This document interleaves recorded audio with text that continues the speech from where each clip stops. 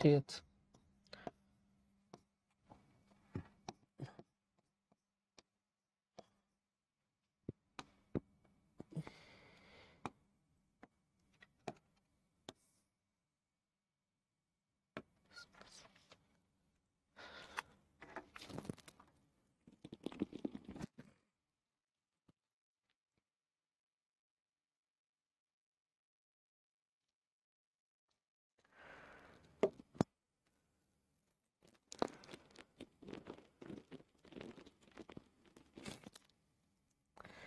আচ্ছা স্নেহা, বুঝতে পারলাম। First class of varsity marathon class for me. লাল সালাম। ওয়ালাইকুম আসসালাম সবাইকে। কেমন আছেন সবাই? রেজাল্টের পরে হচ্ছে দুর্যোগের ঘনঘটা। শাওন ভাই খুবই অসুস্থ। শাওন ভাই এখন অনেক অসুস্থ, তাই উনি ক্লাস নিতে পারছেন না।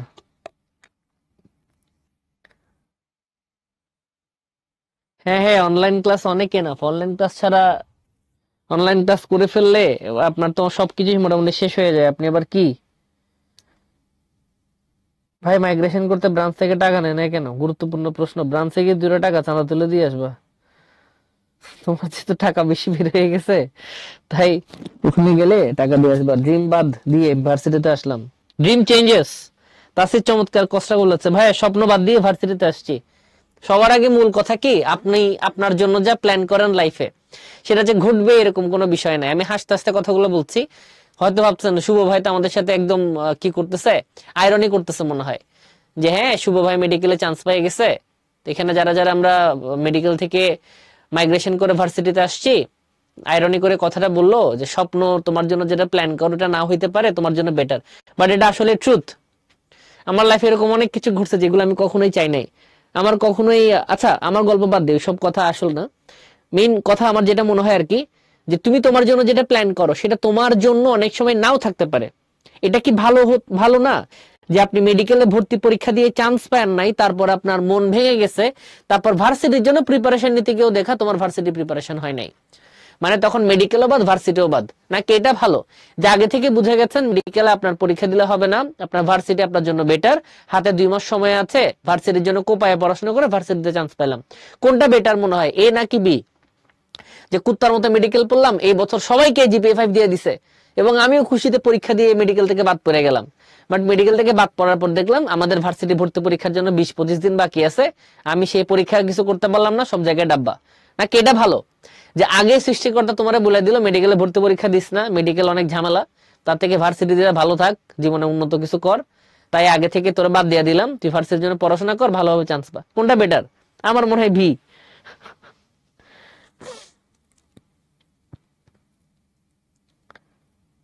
ওকে আসেন, এই এটাই আল্লাহ ইজ দ্য বেস্ট প্ল্যান, সিয়াম যেটা বলছে। হ্যাঁ, রিটেনের জন্য কি কি পড়া লাগবে আমরা একদম টোটাল ওভারভিউ করব, এবং আমি যতগুলা লেকচার নিব, যতগুলো ম্যারাথন আমি নিব, সবগুলোতে আমি আমার রিটেনের জন্য যেগুলো যেগুলো দরকার বলে দিব। বাকি ম্যারাথন গুলো তো যে ভাইয়া ক্লাস নিয়েছে অবশ্যই তোমাদেরকে বলে দেওয়ার কথা, সেগুলো ফলো করলে আপনার হয়ে যাবে। তো আমাদের আজকের চ্যাপ্টার হচ্ছে টিস্যুতন্ত্র বোটানির, এবং সাথে আপনার আছে নগ্নবীজি এবং আবৃতবীজি। সাথে আছে নগ্নবীজি, আবৃতবীজি, দুইটা কিউট ছোট চ্যাপ্টার, বাট ইয়েট অনেক বেশি গুরুত্বপূর্ণ, অনেক বেশি ইম্পর্টেন্ট। এবং সাথে এখান থেকে প্রত্যেক বছর মেডিকেল থেকে ভর্তি পরীক্ষার প্রশ্ন আসে, এবং এখান থেকে ভার্সিটি ভর্তি পরীক্ষাও যথেষ্ট পরিমাণে প্রশ্ন আসে। স্পেশালি সিকিউ একটু বেশি মাত্রায় দেখা যায় যদি সিকিউ বোটানি থেকে করা হয়। তার বোটানির সিকিউ গুলো ম্যাক্সিমাম সময় এই দুইটা চ্যাপ্টার থেকে বেশি দেখা যায় আপাত পক্ষে, এবং এমসিকিউ তো আছে, সেটা নিয়ে কথা বলার কোনো কিছু নাই। তো আজকের ক্লাসে আমরা একদম কমপ্লিটলি এই চ্যাপ্টার থেকে যা যা সিকিউ আসবে ওগুলো কমপ্লিট করব, সাথে এমসিকিউ কি কি আসতে পারে, শুধু ভার্সিটি ভর্তি পরীক্ষার জন্য যেগুলো গুরুত্বপূর্ণ সেগুলোকে আমরা বেশি করে প্রায়োরিটি দিব। কারণ আমি লাস্ট লেকচারেও একটা কথা বলেছিলাম, যেই চ্যাপ্টার থেকে তুমি পড়াশোনা করে, যেই চ্যাপ্টার শেষ করার পর তুমি ইঞ্জিনিয়ারিং পরীক্ষা দাও, সেম চ্যাপ্টার শেষ করার পর কেউ ভার্সিটি ভর্তি পরীক্ষা দেয়, সেম চ্যাপ্টার শেষ করার পর একই বই থেকে কেউ মেডিকেল ভর্তি পরীক্ষা দেয়, কিন্তু 3 জনের প্রশ্ন প্রিপারেশন ডিফারেন্ট হয়। কেন? কারণ 3 জায়গায় প্রশ্ন পদ্ধতি আলাদা। তাই তোমাকে যখন কোন একটা চ্যাপ্টার অ্যাপ্রোচ করতে হবে, তোমাকে সবার আগে এটা বুঝতে হবে আমি টিস্যু চ্যাপ্টার কিসের জন্য পড়তে বসছি। যদি তোমার উত্তর হয় আমি টিস্যু চ্যাপ্টার পড়তে বসছি যে কোনো একটা ভার্সিটিতে সিট দখল করার জন্য, then you have to learn tissue differently. যদি তোমার উত্তর হয় ভাই আমি টিস্যু পড়তে চাই মেডিকেলে ভর্তি পরীক্ষার জন্য, then you have to learn tissue in another process. সবগুলো রাস্তা আলাদা। আজকের ক্লাস ভার্সিটির জন্য, তাই ভার্সিটিতে চান্স পাওয়ার জন্য, ভার্সিটির একটা সিটের জন্য বা ডিউতে 15তে 15 পাওয়ার জন্য যতটুকু পড়লে হবে ততটুকু আমি আপনাকে খাওয়াই দিব। বাংলা কথায় শেষ। সবাইকে আমার সাথে একমত যে একই চ্যাপ্টার থেকে বিভিন্ন ভর্তি পরীক্ষায় বিভিন্ন অ্যাপ্রোচের পড়াশোনা করা হয়? সবাইকে এটা মানেন নাকি মানেন না আমাকে একটু বলেন। সবাইকে আমার কথা বুঝতে পারছেন? যে সবাইকে এটা ফিল করেছেন নাকি জীবনে, নাকি ডিফারেন্ট মনে হচ্ছে? না ভাই যা পড়ছি তাই, কোনো ফারাক নাই, এরকম তো কোনো কিছু না ভাই। ইঞ্জিনিয়ারিং এর পরিমাণ সেম ভাবে রে ভাই, সেম ভাবে। ইঞ্জিনিয়ারিং এর ভার্সিটি ক্লাস তুলনামূলক সেম, জাস্ট 19-20 তফাৎ থাকে আর কি, এটাই। তাহলে চল আমরা লেকচারে যাই। টিস্যু তন্ত্র আমরা জানি, এখানে আমাদের আমলনামা দেওয়া থাকে কোন বছর কিভাবে পরীক্ষায় প্রশ্ন আসছে, এটা তোমাদের দেখার জন্য যদি কখনো স্লাইড খুলে দেখো। এরপর আমরা চলে যাব টিস্যুতে।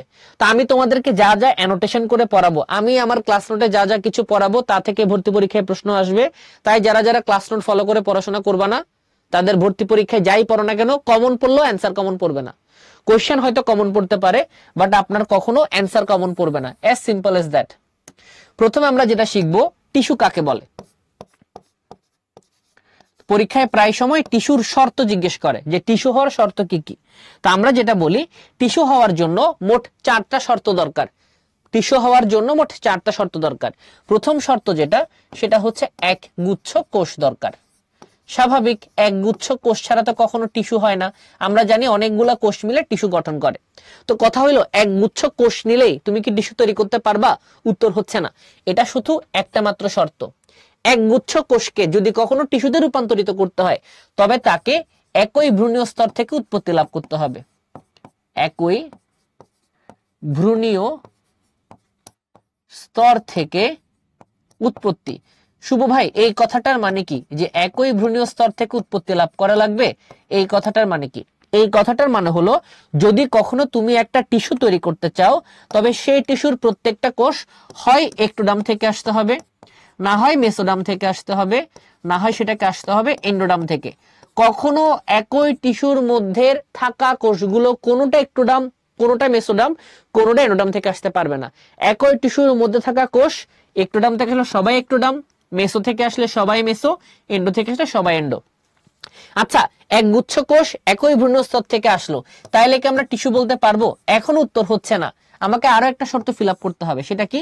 তাদেরকে একই অবস্থানে থাকতে হবে। তারা যদি কখনো একই অবস্থানে থাকে, তবে সেটাকে আমরা বলবো হচ্ছে টিস্যু। আচ্ছা, একই অবস্থানে থাকলে টিস্যু বলবো না, আরো একটা কাজ বাকি আছে। সেটা কি? তাদেরকে একই রকমের কাজ করতে হবে। তাদেরকে একই রকমের কাজ করতে হবে। তাহলে আমরা যদি কখনো বলি টিস্যু হওয়ার শর্ত কয়টা, তাহলে আমরা বলবো টিস্যু হওয়ার মোট শর্ত হচ্ছে 4টা। 4টা শর্ত কি কি? নাম্বার 1, এক গুচ্ছ কোষ একই ভ্রূণীয় স্তর থেকে উৎপত্তি লাভ করে একই অবস্থানে থেকে যদি একই রকমের কাজ করে, তখন তাকে বলা হয় টিস্যু। সবাই এই টিস্যুর ডেফিনেশন বুঝতে পেরেছেন? এটা শর্ত আকারে আসে, বৈশিষ্ট্য আকারে আসে, অনেক সময় সংজ্ঞা আকারে আসে। যেভাবে আসুক, স্লাইড ফলো করলে পারার কথা।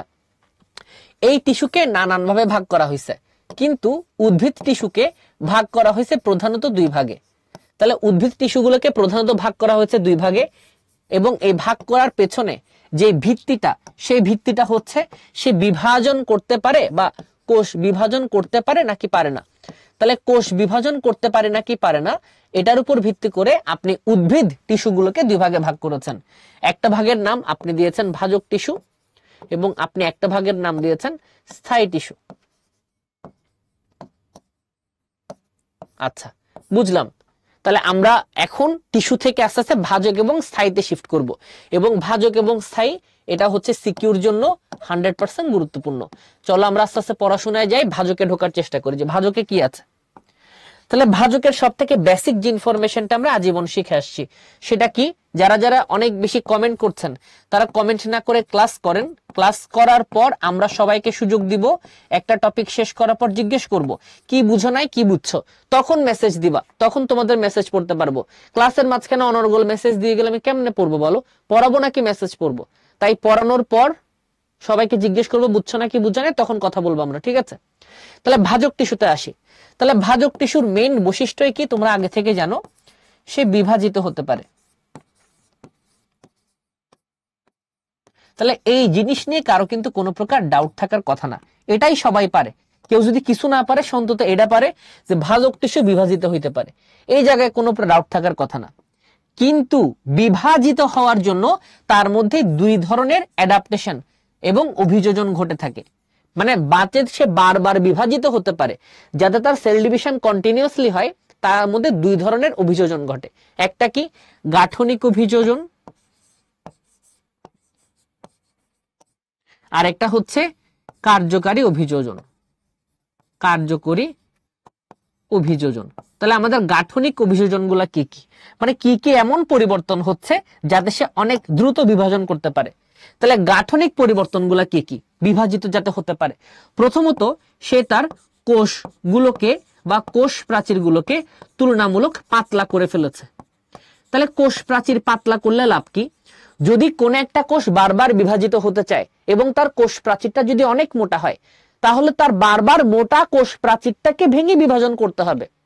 আর আরেকটা কোষ অনেক পাতলা কোষ প্রাচীর, সেই বিভাজন করতে যাচ্ছে, তাহলে তার পাতলা কোষ প্রাচীরকে সে ভেঙে তাড়াতাড়ি বিভাজন করে ফেলবে। তাহলে বলো, মোটা কোষ প্রাচীর থাকলে তাড়াতাড়ি বিভাজন হয় নাকি পাতলা কোষ প্রাচীর থাকলে তাড়াতাড়ি বিভাজন হয়? উত্তর হচ্ছে পাতলা কোষ প্রাচীর থাকলে তাড়াতাড়ি বিভাজন হয়। তাই ভাজক টিস্যুগুলোর কোষ প্রাচীর তুলনামূলক কি হয়ে যায়? পাতলা হয়ে যায়। নেক্সট, যেহেতু বারবার বিভাজন করতে হয় ওর নিউক্লিয়াস এবং সাইটোপ্লাজমকে, তুমি যদি কোনো জিনিস বারবার বিভাজন করতে চাও, সেই জিনিসটা অনেক বেশি ঘন করে বানাবা না? যে জিনিসের অনেকগুলো টুকরা বানাবা, সেই জিনিসটা যদি ঘন না হয়, তাহলে প্রত্যেকটা টুকরা অনেক পাইনসা হয়ে যাবে না? আমরা যদি একটা কেক বানাই, সেই কেকটা যদি অনেক বেশি ঘন না হয়, আমি কি অনেক টুকরা করতে পারবো? করতে পারবো না। ফর দ্যাট রিজন ভাজক টিস্যুগুলো যেহেতু বারবার বিভাজিত হতে পারে, এই কারণে তাদের নিউক্লিয়াসটা হয়ে যাবে অনেক বেশি ঘন, নিউক্লিয়াস হয়ে যাবে অনেক বেশি ঘন, এবং সাইটোপ্লাজম হয়ে যাবে অনেক বেশি ঘন। সাইটোপ্লাজম হয়ে যাবে অনেক বেশি ঘন। নেক্সট, সে যেহেতু বারবার বিভাজিত হচ্ছে, বারবার বিভাজিত হতে গেলে সে কখনো ম্যাচিওর হওয়াই সময় পাচ্ছে না। বারবার বিভাজন করার কথাটা মানে কি? আমি জন্ম হওয়ার পরপর যদি আমার বাচ্চা দিয়ে দেই, আমি ম্যাচিওর হওয়ার সময় পাচ্ছে না। কোন একটা কোষ এখান থেকে দুইটা হইল, তুমি তাকে ম্যাচিওর হওয়ার সময় দাও না, সে আবার বিভাজন করে ফেলেছে, সে আবার বিভাজন করে ফেলেছে। ওরা জন্ম হওয়ার পরপর আবার বিভাজন করে ফেলেছে, ওরা জন্ম হওয়ার পরপর আবার বিভাজন করে ফেলেছে। তাহলে যদি একটা কোনো কোষ বারবার বিভাজনের শিকার হয়, সে কি কখনো পরিণত হওয়ার সুযোগ পায়? থাকে না। তাই মাথায় রাখবেন, তারা সবসময় অপরিণত অবস্থায় থাকবে, অপরিণত অবস্থায় থাকবে। তাহলে ওরা যদি অপরিণত অবস্থায় থাকে, তাহলে ওদের অঙ্গাণুগুলো নরমালি কোন অবস্থায় থাকার কথা? ওদের অঙ্গাণুগুলো নরমালি অপরিণত থাকার কথা। এরকম একটা এক্সাম্পল আমাদের বইয়ে বলা হয়েছে যে ওদের প্লাস্টিডগুলো কখনোই পরিণত হতে পারে না। ওদের যে প্লাস্টিডগুলো থাকে, ওদের প্লাস্টিডগুলো কখনোই কি হয় না? পরিণত হয় না। প্লাস্টিডগুলো কখনোই পরিণত হয় না, এবং ওদের এই অপরিণত প্লাস্টিডগুলোকে বলা হয় প্রোপ্লাস্টিড। তাহলে বলো, ওদের যদি প্লাস্টিড কখনো পরিণত না হয়, ওদের প্লাস্টিড কি কখনো সালোক সংশ্লেষণ করতে পারবে? উত্তর হচ্ছে না, পারবে না। ওদের পক্ষে সালোক সংশ্লেষণ করা কখনোই সম্ভব না।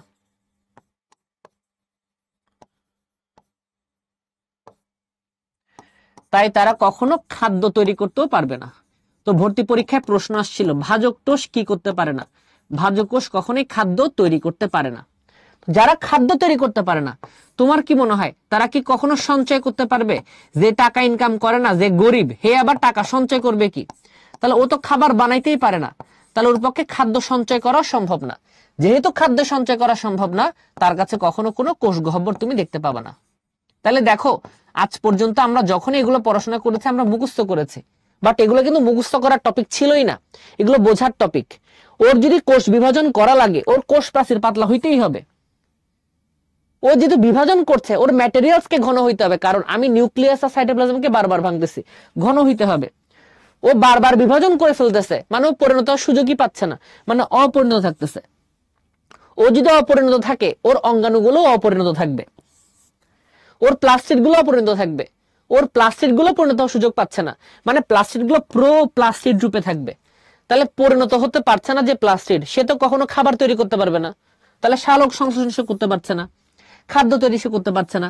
যে টাকা ইনকাম করে না সে ব্যাংকে রাখবে কি, তাহলে তার খাদ্য সঞ্চয় হবে না, সুতরাং তার কোষ গহ্বর থাকবে না। দেখো কত সুন্দর ন্যাচারাল সিনারিও।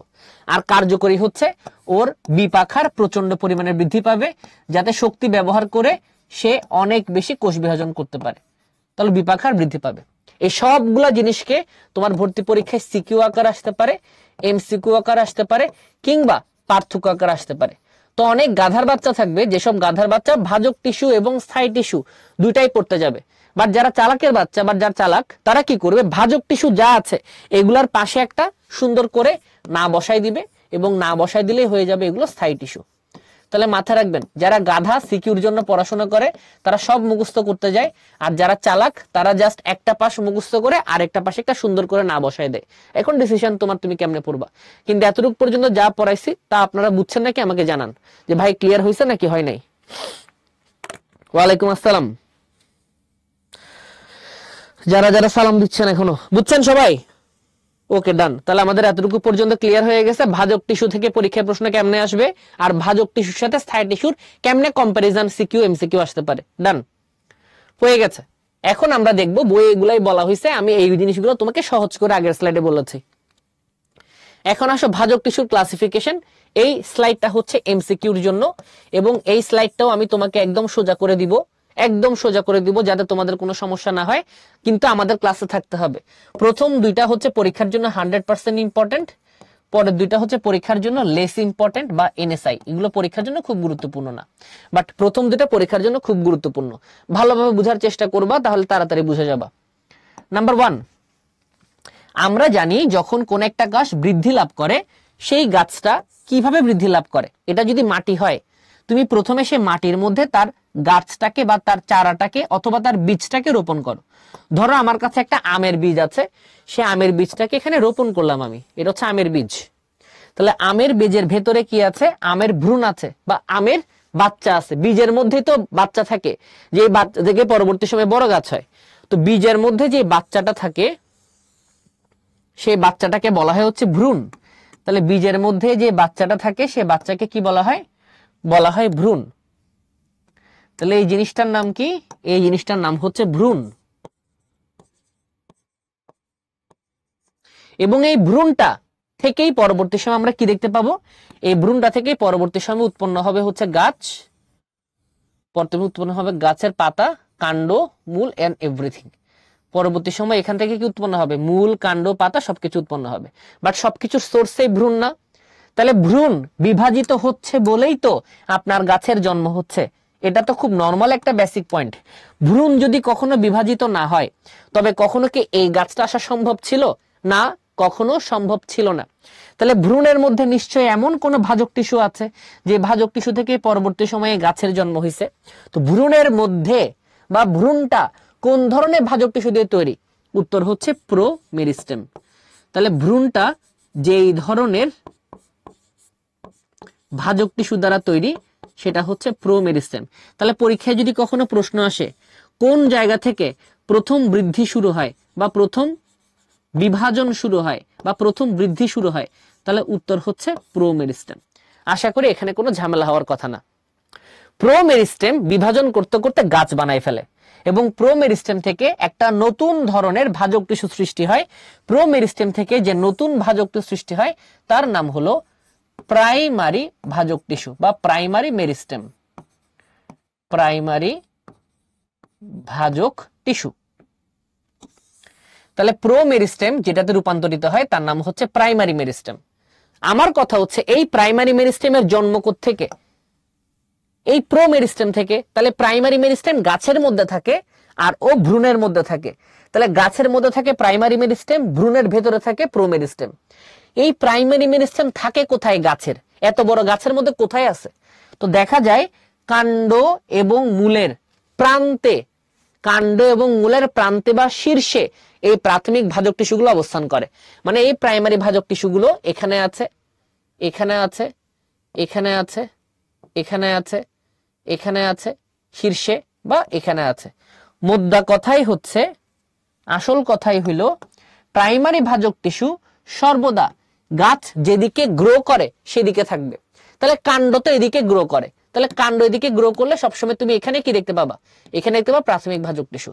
আর মূল কোন দিকে গ্রো করে? মূল এদিকে গ্রো করে, তাহলে মূল যদি এদিকে গ্রো করে তাহলে এই পাশে কি পাবেন? প্রাথমিক ভাজক টিস্যু। তাহলে খেয়াল করে দেখো, প্রাথমিক ভাজক টিস্যুগুলো সর্বদা কোথায় দেখতে পাওয়া যায়? সর্বদা কাণ্ড বা মূলের শীর্ষে অবস্থান করে। ফর দ্যাট রিজন প্রাইমারি ভাজক টিস্যুর আরেকটা নাম হয়ে গেছে শীর্ষস্থ ভাজক টিস্যু। শীর্ষস্থ ভাজক টিস্যু। পরীক্ষার জন্য প্রায় সময় আসে যে প্রাইমারি ভাজক টিস্যুর আরেকটা নাম কি? উত্তর হচ্ছে প্রাইমারি ভাজক টিস্যুর আরেকটা নাম হলো শীর্ষস্থ ভাজক টিস্যু। আশা করি এই জায়গায় কারো কোনো সমস্যা হওয়ার কথা না, এতটুকু পর্যন্ত বুঝে গেছেন।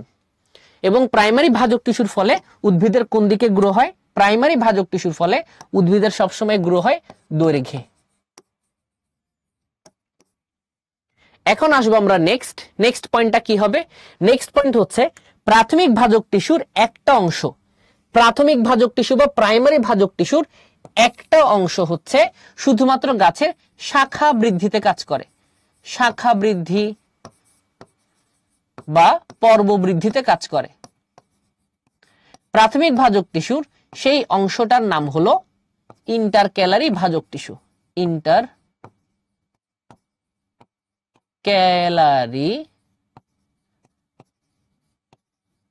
ভাজক টিস্যু। তাহলে ইন্টারক্যালারি ভাজক টিস্যু হচ্ছে এক ধরনের প্রাইমারি ভাজক টিস্যু যারা গাছের শাখা বৃদ্ধি করে বা পর্ব বৃদ্ধি করে। গাছের যেই জায়গা থেকে শাখার সৃষ্টি হয়, গাছের সেই জায়গাগুলোকে বলা হয়, গাছের যেই জায়গা থেকে শাখার সৃষ্টি হয়, গাছের যেই জায়গা থেকে শাখার সৃষ্টি হয় সেই জায়গাগুলো বলা হয় পর্ব। এই পর্বের জায়গাগুলোতে বা পর্বগুলোতে ইন্টারক্যালারি ভাজক টিস্যু থাকে। ফর দ্যাট রিজন এই পর্ব থেকে পরবর্তী সময় শাখার সৃষ্টি হয়, শাখার সৃষ্টি হয়, শাখার সৃষ্টি হয়। তো পরীক্ষায় প্রশ্ন করবে ইন্টারক্যালারি ভাজক টিস্যু কোন ধরনের ভাজক টিস্যু? ইন্টারক্যালারি ভাজক টিস্যু কোথায় থাকে? পর্বে থাকে। ইন্টারক্যালারি ভাজক টিস্যু ফলে কিসের বৃদ্ধি ঘটে? শাখার বৃদ্ধি ঘটে। সবার যদি ইন্টারক্যালারি পর্যন্ত ক্লিয়ার হয় আমাকে একটু জানাও যে ভাইয়া বুঝতে পেরেছি ইন্টারক্যালারি কি জিনিস। গাছ যখন বড় হইতে থাকে, গাছ বড় হওয়ার সময় প্রাথমিক ভাজক টিস্যু বিশ্রাম নেওয়া শুরু করে। বিশ্রাম কেন? কারণ সে বিভাজন করতে করতে ক্লান্ত হয়ে যায়। সে যখন বিশ্রাম নেয়, এই কথাটার মানে তার কোষ বিভাজন বন্ধ হয়ে যায়। কোষ বিভাজন বন্ধ হয়ে যায়। তাহলে যখন প্রাথমিক ভাজক টিস্যু বিশ্রাম নেয় এবং কোষ বিভাজন বন্ধ করে দেয়, তখন সে প্রাথমিক ভাজক টিস্যুর নাম হয় প্রাথমিক স্থায়ী টিস্যু। কি নাম হয়? প্রাথমিক স্থায়ী টিস্যু। কেন প্রাথমিক স্থায়ী টিস্যু? কারণ সে প্রথমবারের মতো জন্ম লাভ করেছে স্থায়ী টিস্যু হিসেবে এবং তার কোষ বিভাজন বন্ধ করা হয়েছে, তাই এদের নাম হয়ে গেছে প্রাথমিক স্থায়ী টিস্যু। পরবর্তীতে গাছ যখন আবার রেস্ট নেওয়া শেষ করে, রেস্ট নেওয়া শেষ করার পর এই প্রাথমিক ভাজক টিস্যু থেকে বা প্রাথমিক স্থায়ী টিস্যু থেকে পুনরায় তার বিভাজন ক্ষমতা শুরু হয়। এই প্রাথমিক স্থায়ী টিস্যু পুনরায় বিভাজন ক্ষমতা লাভ করে।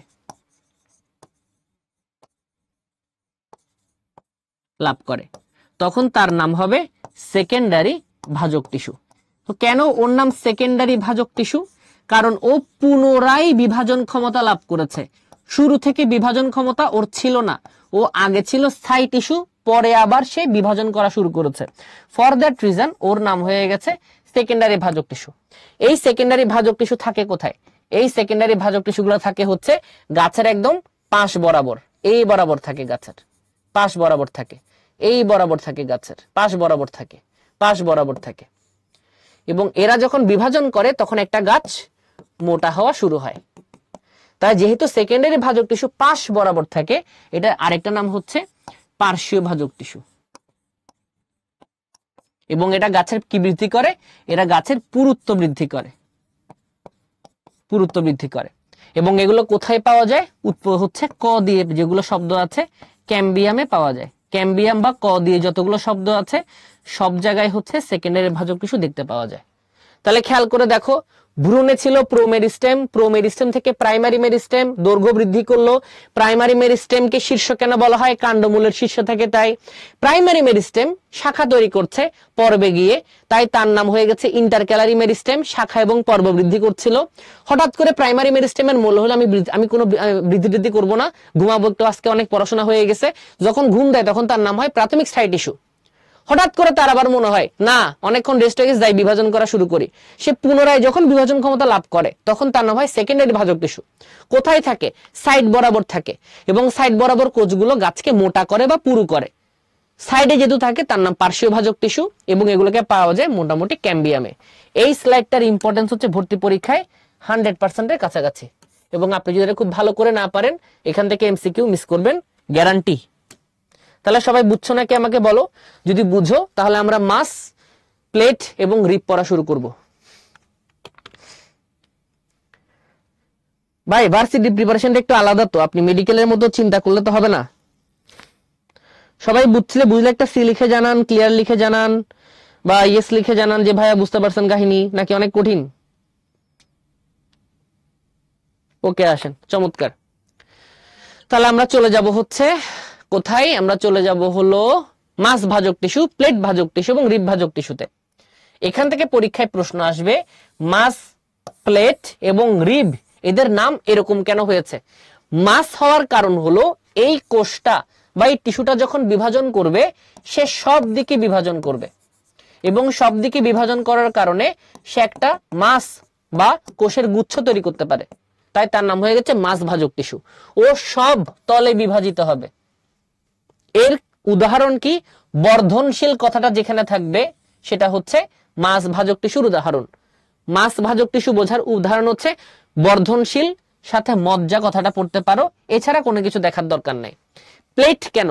আমরা জানি একটা প্লেটের শুধুমাত্র প্লেট বা যে কোনো গোলাকার জিনিসের যেটা মাস না, মাস হচ্ছে 3 ডাইমেনশনাল, এটা হচ্ছে 3D, 3 দিকে বা 3 তলে বিভাজিত হচ্ছে।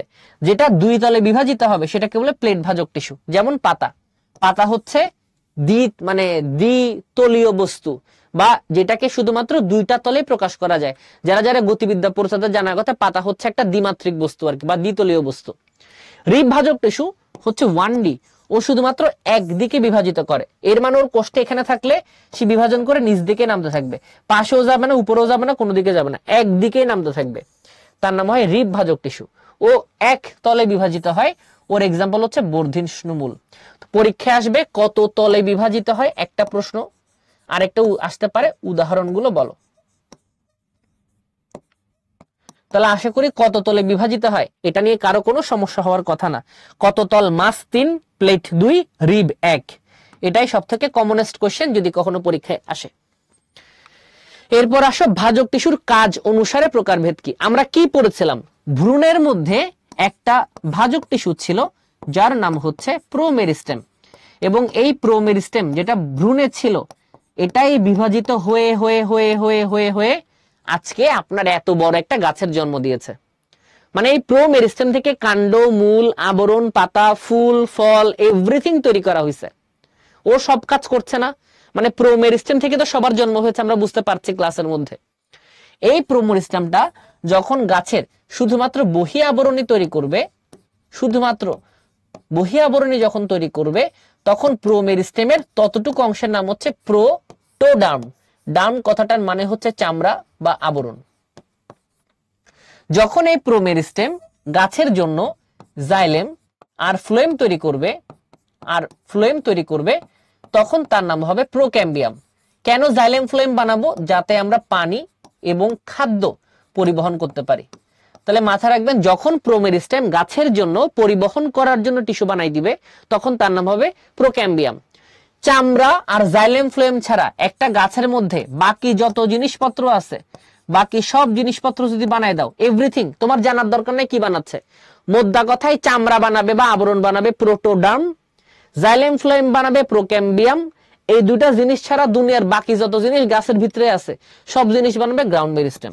তো পরীক্ষায় প্রায় সময় আসে যে গ্রাউন্ড মেরিস্টেমের কাজ কি, গাছকে গঠন করা, প্রো মেরিস্টেমের কাজ কি, সম্পূর্ণ গাছ গঠন করা, প্রো ক্যাম্বিয়ামের কাজ কি, জাইলেম ফ্লোয়েম গঠন করা, আর প্রোটোডার্মের কাজ কি, গাছের চামড়া গঠন করা। তাহলে সবাই যদি এতটুকু পর্যন্ত বুঝো আমাকে একটু জানাও, এখান থেকে এমসিকিউ যেগুলো আমি পড়াইছি সেগুলো আপনারা পারবেন নাকি? এগুলো পড়লে মেডিকেলও কভার হয়ে যাবে। পারবা? বুঝতে পারছি স্যারেরা? ওকে, চমৎকার। তাহলে এতটুকু পর্যন্ত ক্লিয়ার। এখন আসেন এই স্লাইডটাকেই এখানে একটু বড় করে বলা হয়েছে। এই স্লাইডটা তোমাদের জন্য এনএসআই, যাদের যাদের জীবনে অনেক সময় আছে, গার্লফ্রেন্ড বয়ফ্রেন্ড কোনো কিছু নাই, গেম টেম খেলো না, গান টান শোনো না, মুভি টুভি দেখো না, সারাদিন বই পড়ো, তারা এটা পড়তে পারো।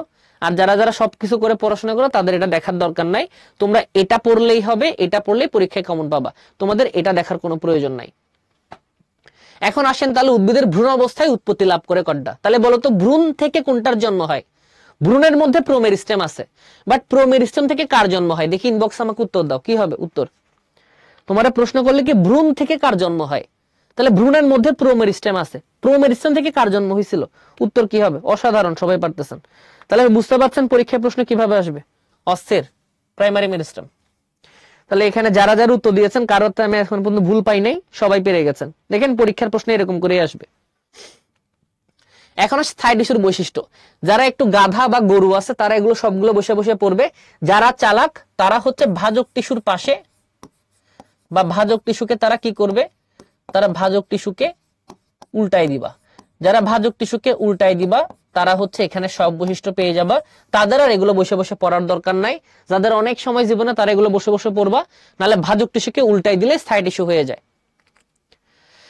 এখন আসো স্থায়ী টিস্যুর প্রকারভেদ। স্থায়ী টিস্যুকে 3 ভাগে ভাগ করা হয়। তোমার জন্য শুধুমাত্র গুরুত্বপূর্ণ হচ্ছে সরল টিস্যু, বাকিগুলো তোমার জন্য এনএসআই। তোমার জানতে হবে না এখানে কি আছে, তোমার পড়াশোনা হচ্ছে এগুলো নিয়ে, যে স্থায়ী টিস্যুর মধ্যে একটা ক্লাসিফিকেশন হচ্ছে সরল টিস্যু, এবং এই সরল টিস্যুকে 3 ভাগে ভাগ করা হয়, প্যারেনকাইমা, কোলেনকাইমা, স্ক্লিরেনকাইমা। কেন ভাগ করা হচ্ছে? প্যারেনকাইমা যেটা আছে সেটা হচ্ছে জীবিত কোষ দিয়ে গঠিত। এটা পরীক্ষার জন্য একটা 100% ইম্পর্টেন্ট কোয়েশ্চেন। টানা 3 বছর এটা গুচ্ছতে আসছে যে কোন স্থায়ী টিস্যু জীবিত থাকে। আবার প্রশ্ন আসছে স্ক্লেরেনকাইমা কোন ধরনের টিস্যু দ্বারা গঠিত বা কোষ দ্বারা গঠিত? উত্তর হচ্ছে মৃত। তাহলে সম্পূর্ণ অপোজিট, প্যারেনকাইমা জীবিত বা লিভিং। মনে রাখবা কি প্যারেন্টস, বাবা মাদের জীবিত থাকা ভালো, তাই প্যারেন্টস জীবিত থাকুক, প্যারেনকাইমা জীবিত। প্যারেনকাইমার ঠিক উল্টা দিকে আছে স্ক্লেরেনকাইমা, ওর বাইসে থাকার কোনো দরকার নেই, মরে যাক, মৃত। কোলেনকাইমা হচ্ছে একই সাথে লিভিং এবং ডেড উভয় দ্বারা গঠিত, মানে ওর মধ্যে প্যারেনকাইমার বৈশিষ্ট্যও থাকবে, আবার ওর মধ্যে স্ক্লেরেনকাইমার বৈশিষ্ট্যও থাকবে। এটা মনে রাখলে এই স্লাইড থেকে তোমাকে আর কোনো কিছু বোঝার দরকার নাই। চাইলে এই পোর্শনটা তুমি একটা রিডিং দিতে পারো, বাট ভর্তি পরীক্ষার জন্য এনএসআই তোমার দেখতে হবে না। এনএসআই মানে হচ্ছে নট সো ইম্পর্টেন্ট। যারা যারা নতুন নতুন আসছেন দুনিয়াতে তারা হচ্ছে নট সো ইম্পর্টেন্ট শিখে রাখবেন।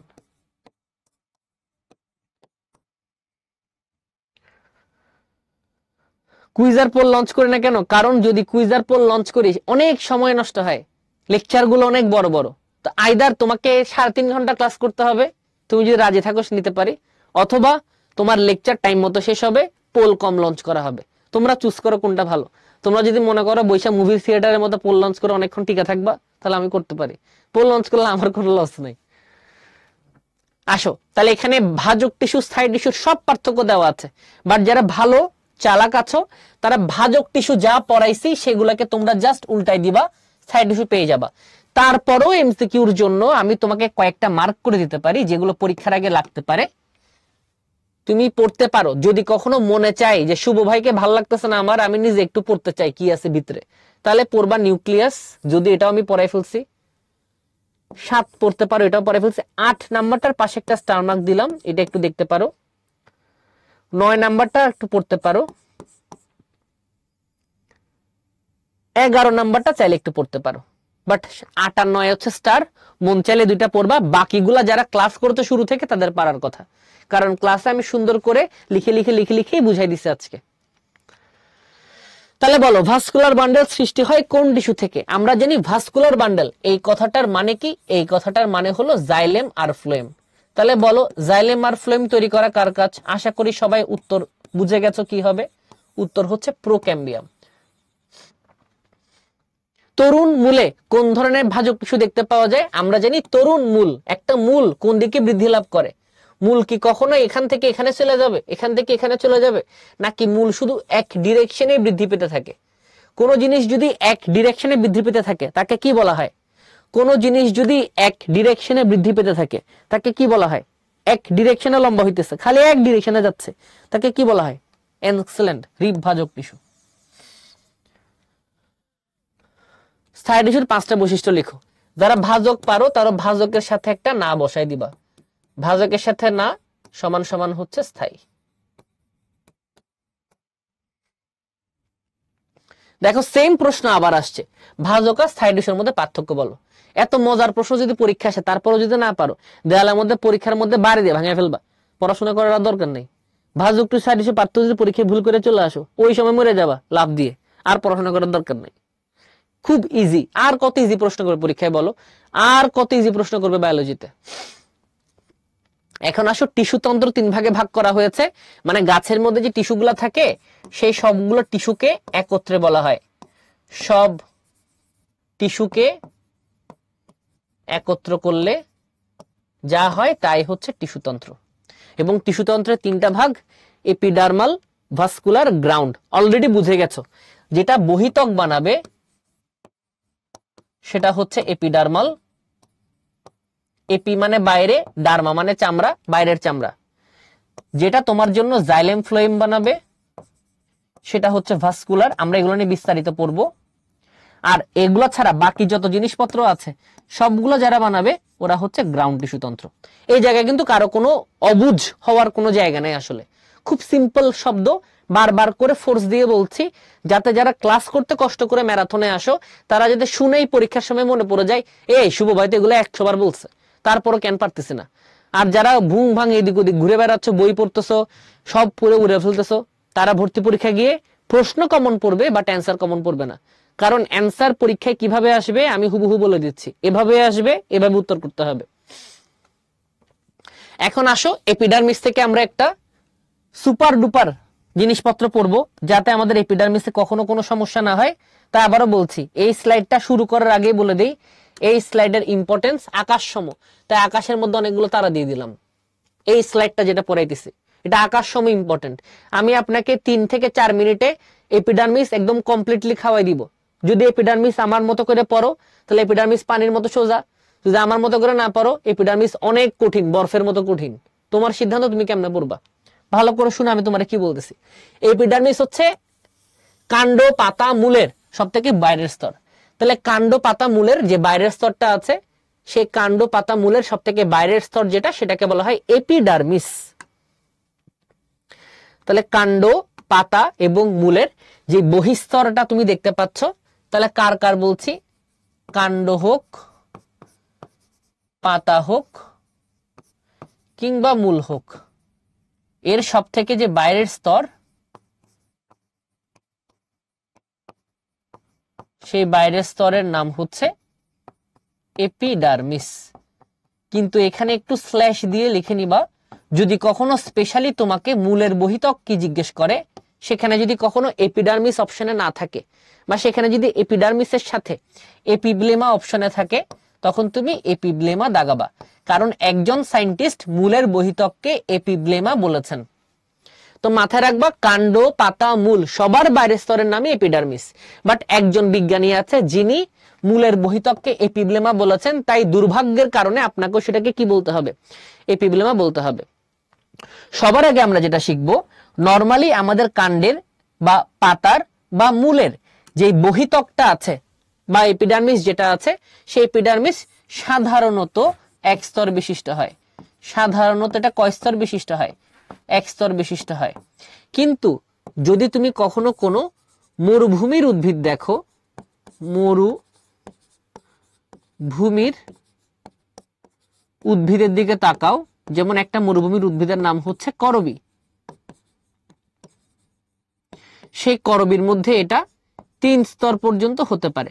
তো তোমাদের মাথায় একটা প্রশ্ন আসতে পারে যে শুভ ভাই, কেন মরুভূমির মধ্যে 3টা স্তর দেখতে পাওয়া যায়? আমরা সবাই জানি চামড়া দিয়ে আমরা ঘামাই, আমাদের চামড়া দিয়ে আমাদের ঘামটা বের হয়ে যায়, তাই না? ঠিক সেভাবে গাছও কিন্তু ঘামায়। তো গাছ যখন তার পানিটাকে বের করে দেয় তখন তার নাম আমরা দিই প্রচ্ছেদন। তাহলে গাছ কাণ্ড দিয়ে প্রচ্ছেদন করতে পারে, গাছ মূল দিয়েও আপনার পাতা দিয়েও প্রচ্ছেদন করতে পারে, মূলত পাতা দিয়ে প্রচ্ছেদন করে। তো আমাদের তো মাটিতে পানির অভাব নাই, তাই আমরা যত খুশি তত প্রশোধন করলেও কোনো সমস্যা নাই, আমরা আবার মাটি থেকে পানি টেনে নিতে পারবো। বাট মরুভূমির মাটিতে পানিই নাই, তাহলে মরুভূমির গাছগুলো যদি কখনো প্রশোধন করে তাহলে মরুভূমির গাছগুলোর প্রশোধনের ফলে অনেক বেশি পানি লস হবে, ফর দ্যাট রিজন তারা তাড়াতাড়ি মরে যাবে।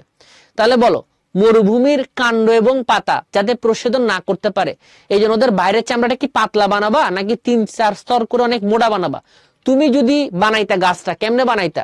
1 স্তর দিয়ে বানাইতা নাকি 3 স্তর দিয়ে বানাইতা? বলো, তুমি যদি একজন ইঞ্জিনিয়ার হইতা, গাছের ইঞ্জিনিয়ার, তুমি কি দিয়ে বানাইতা? 1 স্তরের নাকি 3-4 স্তরের? অবশ্যই 3-4 স্তরের।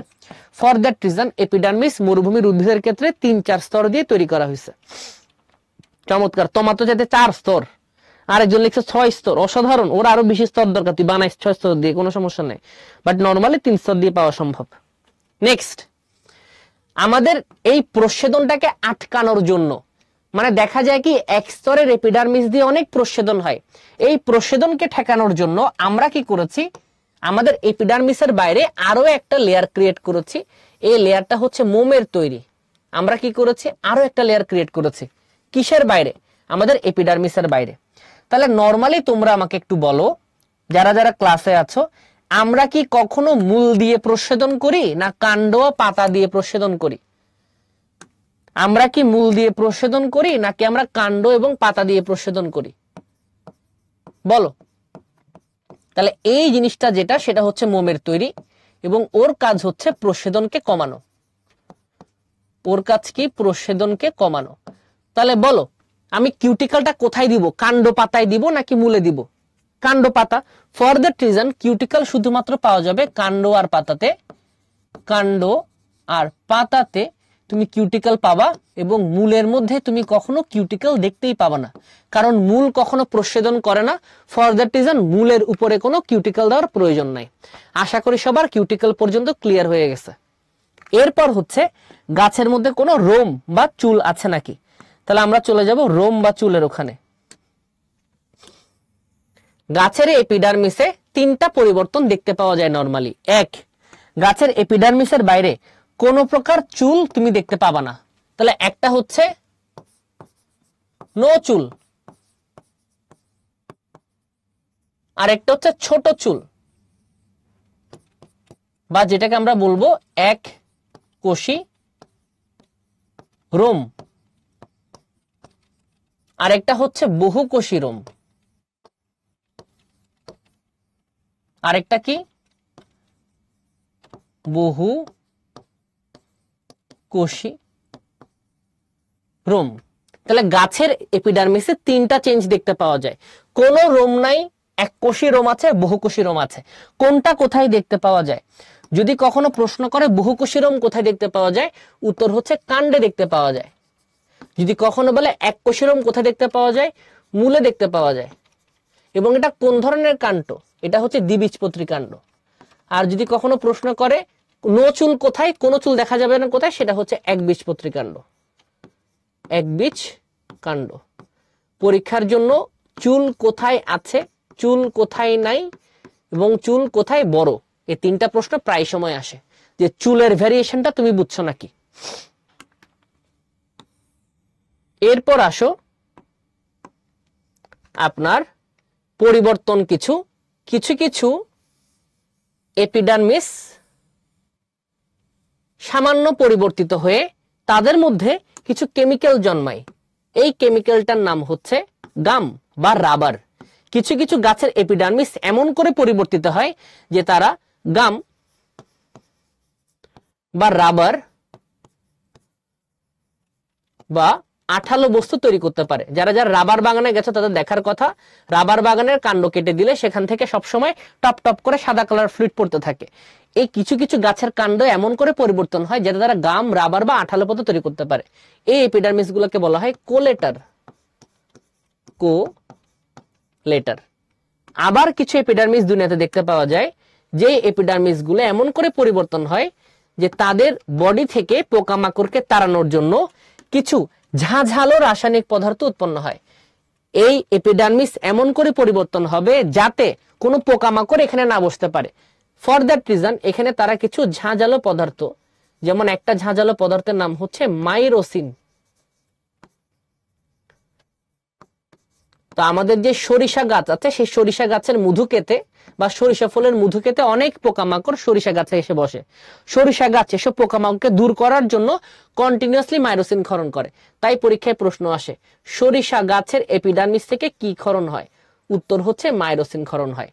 এবং একদম লাস্ট, আমরা যে আখ খাই, খেয়াল করে দেখবা আখ এর যে বাইরের আবরণটা একদম রসালো হয়, কারণ আখের যে বহি আবরণ সেটা প্রচুর পরিমাণে পানি সঞ্চয় করতে পারে।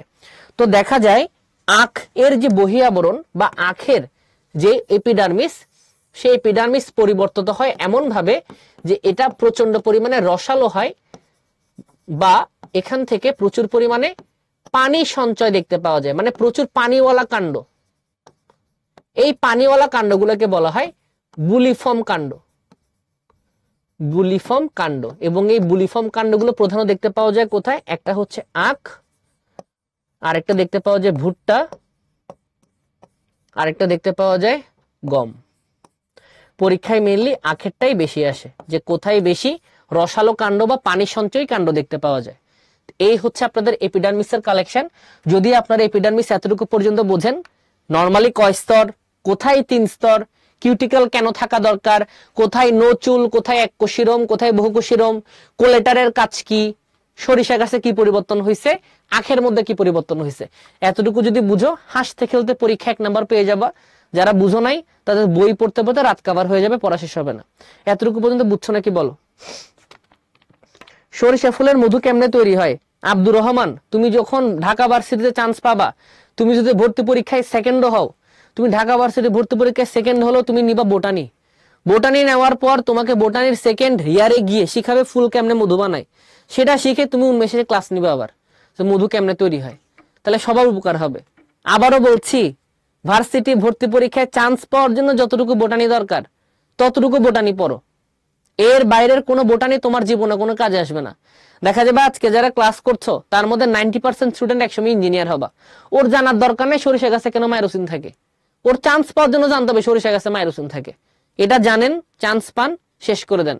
মধু কেমনে তৈরি হয় জানার জন্য আপনাকে যেতে হবে উদ্ভিদ প্রজনন, যেটা বোটানির চ্যাপ্টার 10। যারা একাডেমিক ক্লাস করো নাই বা তোমাদের ছিল না তারা জানবা না, যারা একাডেমিক ক্লাস করেছো তাদের এটা একদম ফকফকা ক্লিয়ার হবে। স্লাইড পড়লে দৌড়াবে রাব্বি। সবাই বুঝছেন এপিডার্মিস এতটুকু পর্যন্ত? ওকে, আসছেন। তাহলে এপিডার্মিস বুঝলাম, এপিডার্মিসের উপাঙ্গগুলো আমরা পড়লাম। কোলেটার্স কি জিনিস, রোম কি জিনিস, আর থলিটা একবার রিডিং পড়তে পারো যদি কখনো মন চায়, বাকিগুলো দেখার খুব দরকার নাই। আসো পত্ররন্ধ্র, এটা মূলত হচ্ছে শারীরতত্ত্বের টপিক। তোমার এটা এখান থেকে পড়ার দরকার নাই, বাট আমি তোমাকে হালকা করে রিভিউ করে দিই। রিভিউটা কি? যখন তুমি কোন একটা পাতার দিকে তাকাও, পাতা, তখন সে পাতার সম্পূর্ণ ত্বক জুড়ে এরকম অনেক ছোট ছোট ছোট ছোট গর্ত থাকে। সম্পূর্ণ ত্বক জুড়ে এরকম অনেক ছোট ছোট ছোট ছোট গর্ত থাকে। ভালো করে খেয়াল করে শুনবা কি বলছি। যারা যারা ক্লাসে খুবই অমনোযোগী এবং অন্যান্য জিনিস নিয়ে খুব বেশি আগ্রহী, তাদের আসল জিনিসগুলো ছুটে যাবে এবং পরবর্তীতে কান্না করবেন বসে বসে। তাই আবারও বলছি, ফোকাস বাড়াও। আগামী 2 মাস সময় আছে, একটু সময় দাও, পড়াশোনা করো। কারণ গেম খেলতে জীবনে অনেক পারবেন, মুভি দেখতে জীবনে অনেক পারবেন, ঘুরে বেড়াতে জীবনে অনেক পারবেন, এবং জানার তো কোনো শেষ নাই। যারা যারা প্রশ্ন করছো সব আগ্রহ জমা রেখে দাও। চান্স পাওয়ার পর গুগল ইন্টারনেট খুঁজে খালি পড়বা, যত আজাইরা জিনিস আছে। তো দেখা যায় পাতার ত্বকের উপরে এরকম অনেকগুলো ছিদ্র দেখতে পাওয়া যায়, যেই ছিদ্রগুলোর মাধ্যমে গাছ পানিকে প্রস্বেদন করে এবং এটা বাষ্প আকারে প্রস্বেদন করে বের করে দেয়। বাষ্প আকারে বের করে দেয়। এই যে বাষ্প আকারে বের করে দেয় এটাকে আমরা বলছি প্রস্বেদন। এবং যে গর্তগুলোর মাধ্যমে প্রস্বেদন করা যায় সেই গর্তগুলোর নাম হচ্ছে কি? স্টোমাটা বা পত্ররন্ধ্র। স্টোমাটা বা পত্ররন্ধ্র। তো এই স্টোমাটার গঠন কেমন দেখতে? এই স্টোমাটা দেখতে অনেকটা এরকম, তার আশেপাশে থাকে হচ্ছে রক্ষী কোষ, এবং রক্ষী কোষকে ঘিরে থাকে অনেকগুলো সহকারী কোষ। যারা যারা ইন্টারমিডিয়েটে শারীরতত্ত্বের পড়াশোনা করেছেন তাদের অন্তত এটা জানার কথা যে হ্যাঁ, সহকারী কোষ দেখতে অনেকটাই এরকম হয়। সবার কি এই ফিগারটা মনে আছে না, যে একটা পত্ররন্ধ্র দেখতে কেমন হয়, পত্ররন্ধ্র দিয়ে কি বের হয়, পত্ররন্ধ্রের দিয়ে যা বের হয় এই প্রসেসটার নাম কি, সবাই পড়েছেন না? তাহলে সবাই কি পত্ররন্ধ্র নিয়ে যা যা এখানে বললাম সবাই কি পারবেন? চুল কি ভাইয়া? চুল হচ্ছে গাছের প্রতিরক্ষামূলক কিছু উপাঙ্গ, যেগুলো দেখতে আণুবীক্ষণিক, খালি চোখে দেখা যায় না, এগুলো আন্ডার দ্য মাইক্রোস্কোপ দেখতে হয়। তাই অনেক সময় এই চুলগুলোকে আমরা বোটানিতে রোম নামে ডেকে থাকি। রোম, চুল হচ্ছে বড়, রোম হচ্ছে ছোট, বাট দেখতে সেম। এই রক্ষী কোষকে কয়েক ভাগে ভাগ করা হয়েছে, ডায়া, প্যারা, অ্যানাইসো, টেট্রা, অ্যাক্টিনা, অ্যানেমো, গ্রামিনিয়াস ভাগ করা হয়েছে। আপনার এটা পড়ার কোনো প্রয়োজন নাই, আপনার এটা পড়ার কোনো প্রয়োজন নাই। আপনার কাজ শুধুমাত্র নামের সাথে বর্ণনার সম্পর্ককে এটা জানা। তাহলে আমি একটা একটা করে পড়াবো, ভালো করে শুনবা যাতে ভুল না হয়। যদি কখনো রক্ষী কোষকে ঘিরে দুইটা সহকারী কোষ থাকে তার নাম ডায়াসাইটিক। রক্ষী কোষকে ঘিরে যদি কখনো দুইটা সহকারী কোষ থাকে তার নাম ডায়াসাইটিক। রক্ষী কোষকে ঘিরে যদি কখনো দুইটা সহকারী কোষ থাকে তার নাম ডায়াসাইটিক আমরা জানি। কিন্তু খেয়াল করে দেখো, এখানে রক্ষী কোষগুলো যেদিকে সাজানো, সহকারী কোষগুলো একই দিকে সাজানো। তাহলে মোদ্দা কথায়, যদি কোনো একটা পত্ররন্ধ্রতে রক্ষী কোষ এবং সহকারী কোষ একই দিকে সাজানো থাকে অথবা একই বরাবর সাজানো থাকে, দেখো এখানে কিন্তু একই বরাবর সাজানো না, রক্ষী কোষ এদিকে সাজানো, এটা এদিকে সাজানো, মানে 90 ডিগ্রি অ্যাঙ্গেল ক্রিয়েট করে। কিন্তু এখানে সবার মাঝখানে প্যারালাল সম্পর্ক আছে, তাই এটার নাম প্যারাসাইটিক। যদি কখনো রক্ষী কোষকে ঘিরে তিনটা থাকে তার নাম অ্যানাইসোসাইটিক। যদি কখনো রক্ষী কোষকে ঘিরে চারটা থাকে তার নাম টেট্রাসাইটিক। যদি কখনো রক্ষী কোষকে ঘিরে অনেকগুলো থাকে, যে আমার নাম্বারটা ফিক্স করতে পারছি না, অনেকগুলো আছে, তখন এটাকে বলা হয় অ্যাক্টিনোসাইটিক। আর যদি কখনো এমন হয় যে তুমি রক্ষী কোষ এর আশেপাশে কোনো সহকারী কোষ দেখতে পাচ্ছ না, মানে রক্ষী কোষ থেকে সহকারী কোষকে তুমি আলাদা করতেই পারছো না, তুমি বুঝতে পারছো না কোনটা রক্ষী কোষ, তুমি বুঝতে পারছো না কোনটা সহকারী কোষ, তুমি ক্লিয়ার করতে পারছো না। ছবিটা যদি এঁকে দেখাই, আমি তোমাকে এরকম করে একটা পত্ররন্ধ্র আঁকলাম, পত্ররন্ধ্রের চারপাশে এরকম করে একটা কোষ দিলাম, এরকম করে একটা কোষ দিলাম, এরকম করে একটা কোষ দিলাম, এরকম করে একটা কোষ দিলাম। তুমি বলো তো এখানে কোনটা রক্ষী কোনটা সহকারী? রক্ষী এটাও হইতে পারে, রক্ষী এটাও হইতে পারে, আবার এটাও সহকারী হইতে পারে, এটাও সহকারী হইতে পারে, আলাদা করতে পারছো না, তখন এগুলোকে বলা হয় অ্যানোমোসাইটিক। পরীক্ষায় বর্ণনাগুলো বারবার করে আসে, পারা যাবে? সবাই পারলে একটা সি লিখে জানাও যে শুভ ভাই, ডায়া, প্যারা, অ্যানাইসো যদি কখনো আমাকে এরকম বর্ণনা আকারে জিজ্ঞেস করে তখন আমরা পারবো নাকি পারবো না? পারবেন সবাই? ওকে, এক্সেলেন্ট, তাহলে আমরা এটা পারবো। এখন আসেন পানি পত্ররন্ধ্র। তো নরমালি আমরা কি দেখতাম, আমাদের যে পাতা থাকতো সেই পাতার সম্পূর্ণ গা জুড়ে অসংখ্য পরিমাণ পত্ররন্ধ্র থাকতো, স্টোমাটা, অসংখ্য স্টোমাটা থাকতো এরকম। এবং যে স্টোমাটা বা যে পত্ররন্ধ্রগুলো দিয়ে তুমি প্রচুর পরিমাণে পানিকে বাষ্প আকারে বের করে দিতে। ভালো করে শুনবা, তোমার যে পত্ররন্ধ্রগুলো থাকে, তুমি সেই পত্ররন্ধ্রগুলোর সাহায্যে যেটা বের করো সেটা কিন্তু পানি, সেটা পানি বাষ্প আকারে, এবং এই বাষ্পের সাথে কিন্তু অন্য কোনো কিছু থাকে না, অন্য কোনো কিছু কিন্তু এখানে থাকে না, শুধু বাষ্প আকারে পানি বের হয়, এবং এটাকে বলা হয় প্রস্বেদন। কিন্তু কিছু কিছু গাছের পাতা আছে, যেই গাছগুলো কি করে, তাদের পাতার যে কিনারা থাকে সেই কিনারা বরাবর, পাতার যে কিনারা থাকে সেই কিনারা বরাবর তারা কিছু গর্তের সৃষ্টি করে বা ছিদ্রের সৃষ্টি করে পাতার কিনারা বরাবর। ভালো করে শুনবা, কিছু কিছু গাছ আছে যেসব গাছের পাতার কিনারা বরাবর কিছু গর্ত থাকে, এবং তারা কিনারা বরাবর যে গর্তগুলো আছে তার সাহায্যে পানিকে বের করে দেয়, কিন্তু সেই পানিকে জল আকারে বের করে, এবং তার সাথে সামান্য পরিমাণ লবণও বের করে দিতে পারে। এই প্রক্রিয়ার নাম হচ্ছে গাটেশন, এবং এই ছিদ্রগুলোর নাম হচ্ছে হাইডাথোড। হাইডাথোড। তাহলে পরীক্ষায় যদি কখনো প্রশ্ন করে যে প্রচ্ছদনের সাথে গাটেশনের পার্থক্য করো বা হাইডাথোডের সাথে পত্ররন্ধ্রের পার্থক্য করো, আমরা পারবো না। তোমাকে বললো স্টোমাটার সাথে হাইডাথোডের পার্থক্য করতে। স্টোমাটা ত্বকে থাকে, হাইডাথোড কিনারায় থাকে, কিনারায় থাকে। প্রচ্ছেদন স্টোমাটা দিয়ে হয় আর গাটেশন হাইডাথোড দিয়ে হয়। প্রচ্ছেদনে শুধুমাত্র পানি বাইর হয়, তাও বাষ্পাকারে। হাইডাথোড দিয়ে পানি বাইর হয়, সাথে লবণও বাইর হয়। কি আকারে? জল আকারে। প্রচ্ছেদন দিনের বেলা হয় আর গাটেশন যেটা আছে সেটা ভোর রাতে হয়। এবং গাটেশন দেখতে পাওয়া যায় কোথায়? ঘাস, টমেটো, কচু। আমরা এটা পড়তাম ঘটক শব্দটা দিয়ে, ঘাস, টমেটো, কচু। তাহলে পরীক্ষার জন্য খুব গুরুত্বপূর্ণ।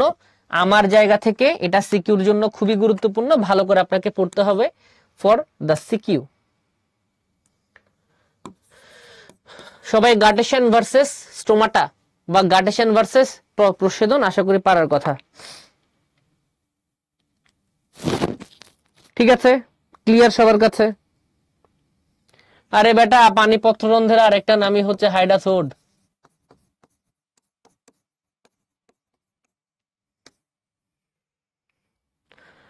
বুঝছেন স্যার এটা সবাই? ওয়ালাইকুম আসসালাম ফাহমিদা। এই বুঝছো বাবুর, এটা বুঝছো?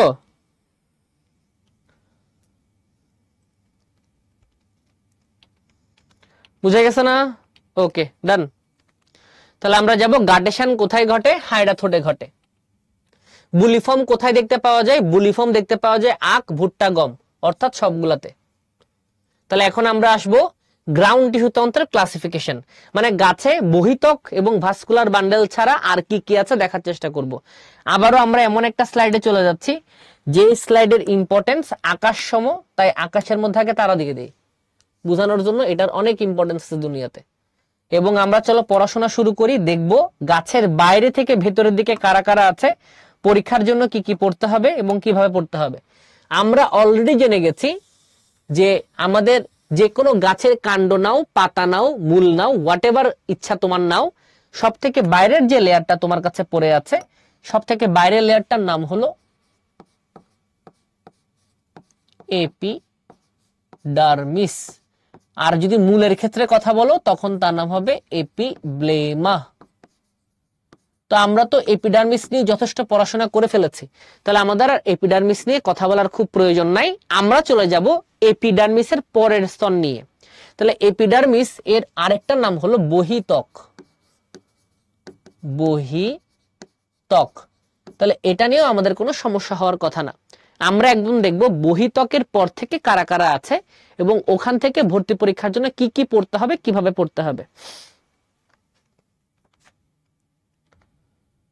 ভাইয়া খুঁজে পাচ্ছি না। কি খুঁজে পাচ্ছেন না? কাকে খুঁজে পাচ্ছেন না সারা?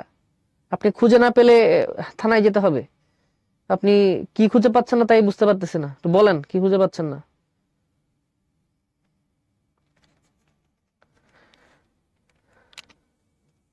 আচ্ছা, এরপর দেখো বহিত্বকের নিচে যে লেয়ারটা আছে, বহিত্বকের নিচে যে লেয়ারটা আছে সে লেয়ারটার নাম হচ্ছে অধোত্বক। আমরা এখন অধোত্বক আঁকার চেষ্টা করছি।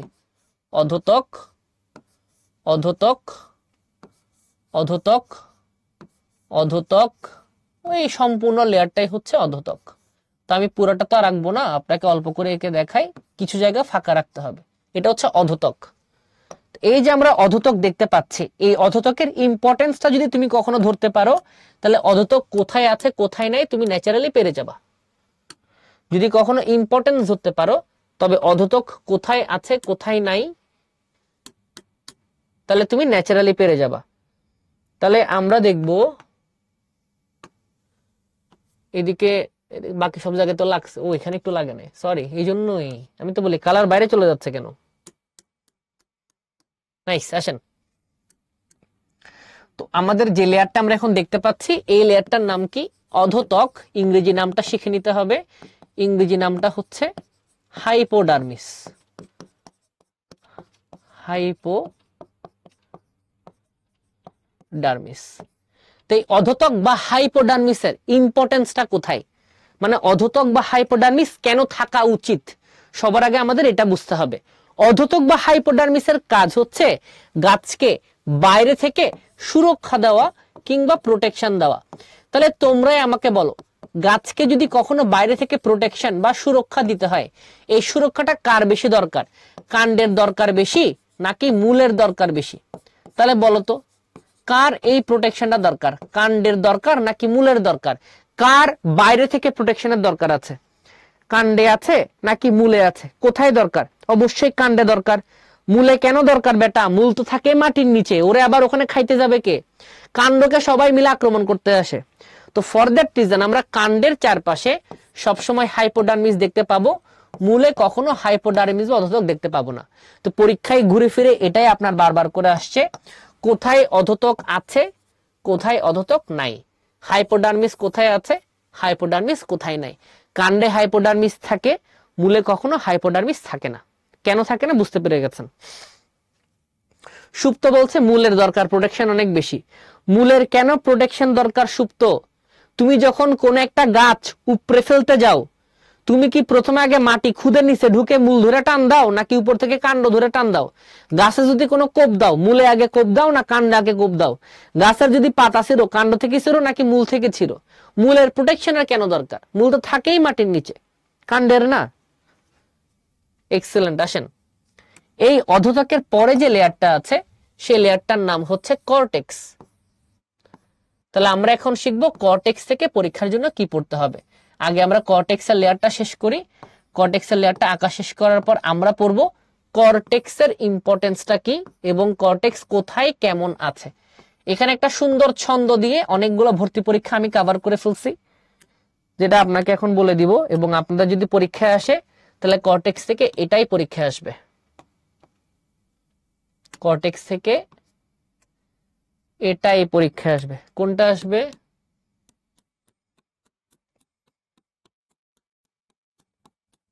আচ্ছা, কোনটা আসবে একটু আমরা দেখি। সবার আগে নামকরণ করি, এই ভদ্রলোকের নাম হচ্ছে কর্টেক্স। এখন আমরা শিখবো কর্টেক্সের কাজ কি। কর্টেক্সের কাজ হচ্ছে পানি পরিবহন, শোষণ এবং সঞ্চয়ে সাহায্য করা।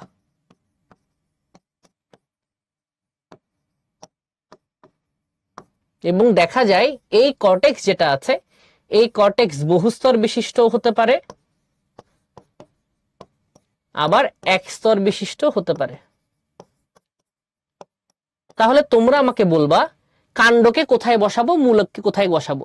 সবার আগে আমাকে এটা বলো, পানি পরিবহন, শোষণ, সঞ্চয়, এই তিনটা কার প্রধান কাজ? কার প্রধান কাজ পানিকে শোষণ করে, পরিবহন করে, সঞ্চয় করে উপর দিকে নিয়ে যাওয়া? কাণ্ডের কাজ নাকি মূলের কাজ? কার কাজ পানিকে পরিবহন, শোষণ এবং সঞ্চয়ে সাহায্য করা? সেটা কাণ্ডের নাকি মূলের কাজ? বলেন, কার কাজ? অবশ্যই মূলের কাজ। তাই মূলের মধ্যে কর্টেক্স দরকার বেশি। তাই বহুস্তর বিশিষ্ট কর্টেক্স দেখা যায় কাণ্ডের মধ্যে, আর কম স্তর বিশিষ্ট কর্টেক্স দেখা যায় মূলের মধ্যে। সরি, উল্টা লিখে ফেলছি। তাই বহুস্তর বিশিষ্ট কর্টেক্স দেখা যায় মূলের মধ্যে, আর কম স্তর দেখা যায় কাণ্ডের মধ্যে। তা আমরা এটা কিভাবে পড়তাম? আমরা এটা পড়তাম এভাবে, ক ক ক ক ক ক মানে কি? কাণ্ডে কর্টেক্স কম। তাহলে কাণ্ডে যদি কর্টেক্স কম হয় তবে মূলে অবশ্যই কর্টেক্স বেশি থাকবে। পরীক্ষার জন্য একটা খুব গুরুত্বপূর্ণ এমসিকিউ, যে কর্টেক্স কাণ্ড আর মূলে কিভাবে আলাদা হয়। এটা শনাক্তকারী বৈশিষ্ট্য হিসেবে ভর্তি পরীক্ষায় অনেকবার আসছে। যারা যারা ক্লাস অলরেডি বুঝে ফেলেছে তাদের তো কোনো সমস্যা নাই, বাট যারা যারা বুঝো না এবং মুখস্থ করতে যাবা তারা পরীক্ষায় 100% ডাউট খাবে এবং ভুল করে চলে আসবা। তাহলে সবার ক ক ক মনে রাখতে হবে। ক ক ক মানে কাণ্ডে কর্টেক্স কম, তাহলে মূলে কর্টেক্স বেশি। পরীক্ষা সত্য মিথ্যায় দিবে কোথায় বহুস্তর কোথায় এক স্তর। নেক্সট যেটা, সেটা হচ্ছে এন্ডোডার্মিস। নেক্সটটার নাম কি? এন্ডোডার্মিস। তাহলে দেখো এন্ডোডার্মিসে কি আছে, ধরে নেই এটা হচ্ছে আমাদের এন্ডোডার্মিস বা অন্ততক। অন্ততক আমরা দিয়ে দিলাম। তাহলে প্রথমে আগে নামকরণ করে ফেলি, চলো। এই ভদ্রলোকের নাম হচ্ছে অন্ততক,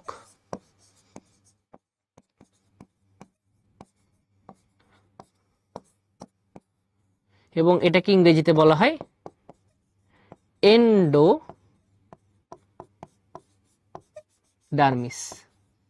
তো এই এন্ডোডার্মিসকে ব্যাখ্যা করার জন্য পৃথিবীতে দুইজন বিজ্ঞানী কাজ করেছিলেন।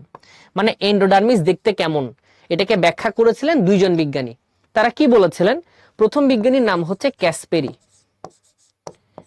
বিজ্ঞানী ক্যাসপেরি দেখেছেন যে আমাদের যে অন্ততক আছে, মানে মূলের ভেতরে যে অন্ততকটা দেখতে পাওয়া যায়, সেই মূলের অন্ততকটা যথেষ্ট পরিমাণে পুরু,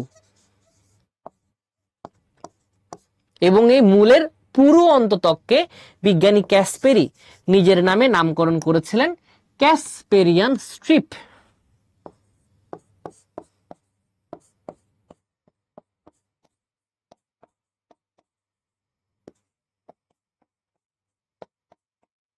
আর বিজ্ঞানী মুলার যে ছিল, বিজ্ঞানী মুলার দেখেছে কাণ্ডের যে অন্ততক আছে,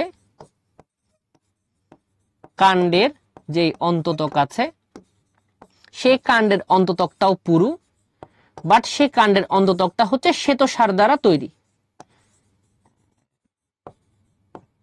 তাই এটার নাম তিনি দিয়েছিলেন শ্বেতসার আবরণ বা শ্বেতসার শ্বেত।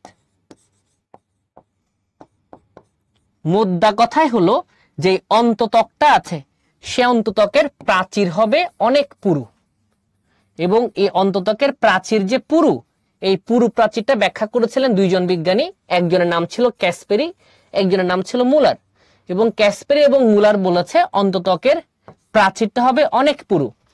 ক্যাসপেরি কাণ্ডেরটা বর্ণনা করেছে মূলেরটা, আর মুলার সাহেব মুলারটা ব্যাখ্যা না করে করছে হচ্ছে কাণ্ডেরটা, উল্টা কাজ করছে। তাহলে পরীক্ষায় যদি কখনো প্রশ্ন করে ক্যাসপেরি কিসের অন্ততককে ব্যাখ্যা করেছিলেন, ক্যাসপেরির কাণ্ডের করার কথা ছিল, সে কাণ্ড না করে মূলেরটা করছে। আর বিজ্ঞানী মুলার কাঠটা ব্যাখ্যা করছিল, মূলেরটা ব্যাখ্যা না করে কাণ্ডেরটা ব্যাখ্যা করছিল। তাহলে পরীক্ষায় যদি কখনো প্রশ্ন আসে ক্যাসপেরি কি ব্যাখ্যা করছিল, কাণ্ডের, মানে ক্যাসপেরির কাণ্ডের করার কথা ছিল, কাণ্ড না করে মূলের অন্ততককে ব্যাখ্যা করেছে। আর মুলার আয়রনি করে মূলারটা না বের করে কাণ্ডেরটা বের করেছে। তো পরীক্ষায় প্রায় সময় জিজ্ঞেস করে ক্যাসপেরিয়ান স্ট্রিপ কোথায় দেখতে পাওয়া যায় আর শ্বেতসার আবরণ কোথায় দেখতে পাওয়া যায়। পরীক্ষার জন্য 100% আসার মতো একটা এমসিকিউ। যারা মেডিকেল ভর্তি পরীক্ষাও দিবা তাদের জন্য ইনফরমেশনটা লাগবেই লাগবে। বুঝছেন? ইফরাত বলছে কিছুই বুঝে নাই। ইফরাত যদি একটু লিখতা যে কি সে বুঝে নাই, তাহলে ইফরাতকে আমরা একটু বুঝাতে সুবিধা হইতো। নাকি ইফরাত হঠাৎ করে ক্লাসে চলে আসছে? আমি ইফরাতের মেসেজের অপেক্ষায় আছি যে ইফরাত কি বুঝে নাই। আমার খুব দুঃখ লাগছে ইফরাতের জন্য যে আপনাকে এত ডিটেলসে কথাবার্তা বলছি, তারপর আপনি বুঝতে পারছেন না। না, আমি তো দুঃখে মরে যাচ্ছি। ভাইয়া বইয়ে পাচ্ছি না। তোমার বইটা মনে কখনো তুমি খুলে দেখো নাই সারা? বইয়ের মধ্যে তুমি চলে যাও স্টিলি সিস্টেমের ওখানে, হাইডাথোডের পরে, হাইডাথোড যেখানে শেষ আবুল হাসান স্যারের বইয়ে, হাইডাথোডের পর থেকে দেখবা স্টিলি শুরু হয়েছে, অধতক অন্ততক শুরু হয়েছে, ওখানে খুঁজো পাবা। আপনি দুই বইয়ে পাবেন, দুইটা বইয়ে বোটানির কথাই লেখা হয়েছে। আসেন, হ্যাঁ কর্টেক্সের কাজ পড়তে হবে। কর্টেক্সের কাজ এটা জানলেই হবে যে পানি শোষণ সঞ্চয় এগুলো করে থাকে। এন্ডোডার্মিসের নিচে যে লেয়ারটা থাকে, লাস্ট গুরুত্বপূর্ণ লেয়ার, তার নাম হচ্ছে পেরিসাইকেল। এবং আপনাকে পেরিসাইকেল থেকে খুব বেশি পড়তে হবে না, আপনি শুধু এতটুকু পড়বেন, পেরিসাইকেল মূলত দেখতে পাওয়া যায় দ্বিবীজপত্রী কাণ্ডে প্লাস সকল ধরনের মূলে। তাহলে পেরিসাইকেল কোথায় দেখতে পাওয়া যায় না? পেরিসাইকেল দেখতে পাওয়া যায় না একবীজপত্রী কাণ্ডে। তাহলে আপনি যদি এতটুকু পর্যন্ত পারেন যে অধতক কি, কোথায় আছে কোথায় নাই, কর্টেক্স কি, কর্টেক্সের কাজ কি, কোথায় কম কোথায় বেশি, অন্ততক কি, অন্ততক কাণ্ডে কেমন মূলে কেমন, পেরিসাইকেল কি, পেরিসাইকেল কাণ্ডে কেমন মূলে কেমন, এই কয়েকটা জিনিস যদি তুমি বুঝে যাও, তাহলে তোমার ভর্তি পরীক্ষায় টিস্যু চ্যাপ্টারের মোটামুটি 60% পড়া অলরেডি শেষ। মানে এই স্লাইডটা হচ্ছে টিস্যুর 60%। এটা পারা মানে তুমি টিস্যুর 60% অলরেডি বুঝে ফেলেছো। তোমার নতুন কোনো কিছু ধরে ধরে পড়ার দরকার নাই। মুলার আর ক্যাসপেরির বিষয়টা, অন্ততক যেটা আছে সে অন্ততকটাকে ব্যাখ্যা করেছে দুইজন বিজ্ঞানী, একজন ক্যাসপেরি, একজন মুলার। ক্যাসপেরি কোন একটা গাছের মূলের ভেতরে কিভাবে অন্ততক থাকে সেটাকে ব্যাখ্যা করেছে, বাংলাতে বলছি, এবং নাম দিয়েছেন সে অন্ততকটার নাম ক্যাসপেরিয়ান স্ট্রিপ।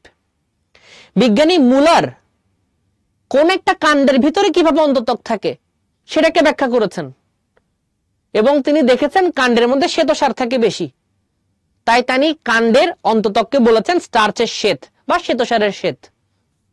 এই সোজা বাংলা কথা। আর কারা কারা বুঝেন না এন্ডোডার্মিসের ঘটনা আমার একটু বলেন। সোজা বাংলাতে কথা বলার পরও কারা কারা মুলার এবং ক্যাসপেরি বুঝে নাই, হাত তুলো।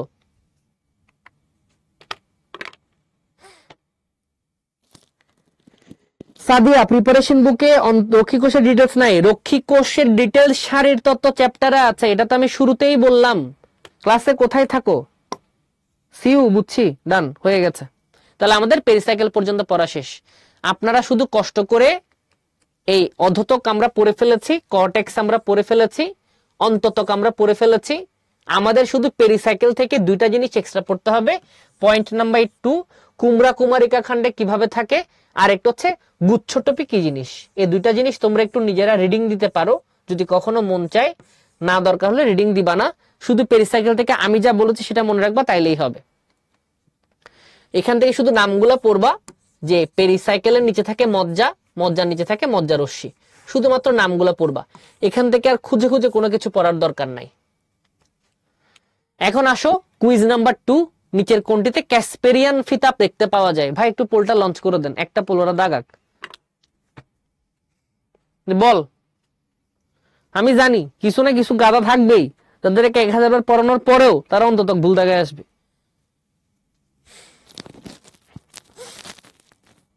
কিছু থাকবে অতিরিক্ত উত্তেজনার কারণে এটা ওটা দাগায় দিবে। উত্তেজিত হওয়ার দরকার নেই, আস্তে আস্তে উত্তর দাও, ঠিক উত্তর দাও।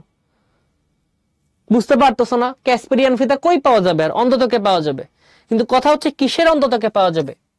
ক্যাসপেরিয়ান স্ট্রিপ কোথায় পাওয়া যায়, মূল না কাণ্ড? দেখি এটার উত্তর দাও, এটার উত্তর ইনবক্সে দাও, বলো কিসের অন্ততকে পাওয়া যাবে এটা?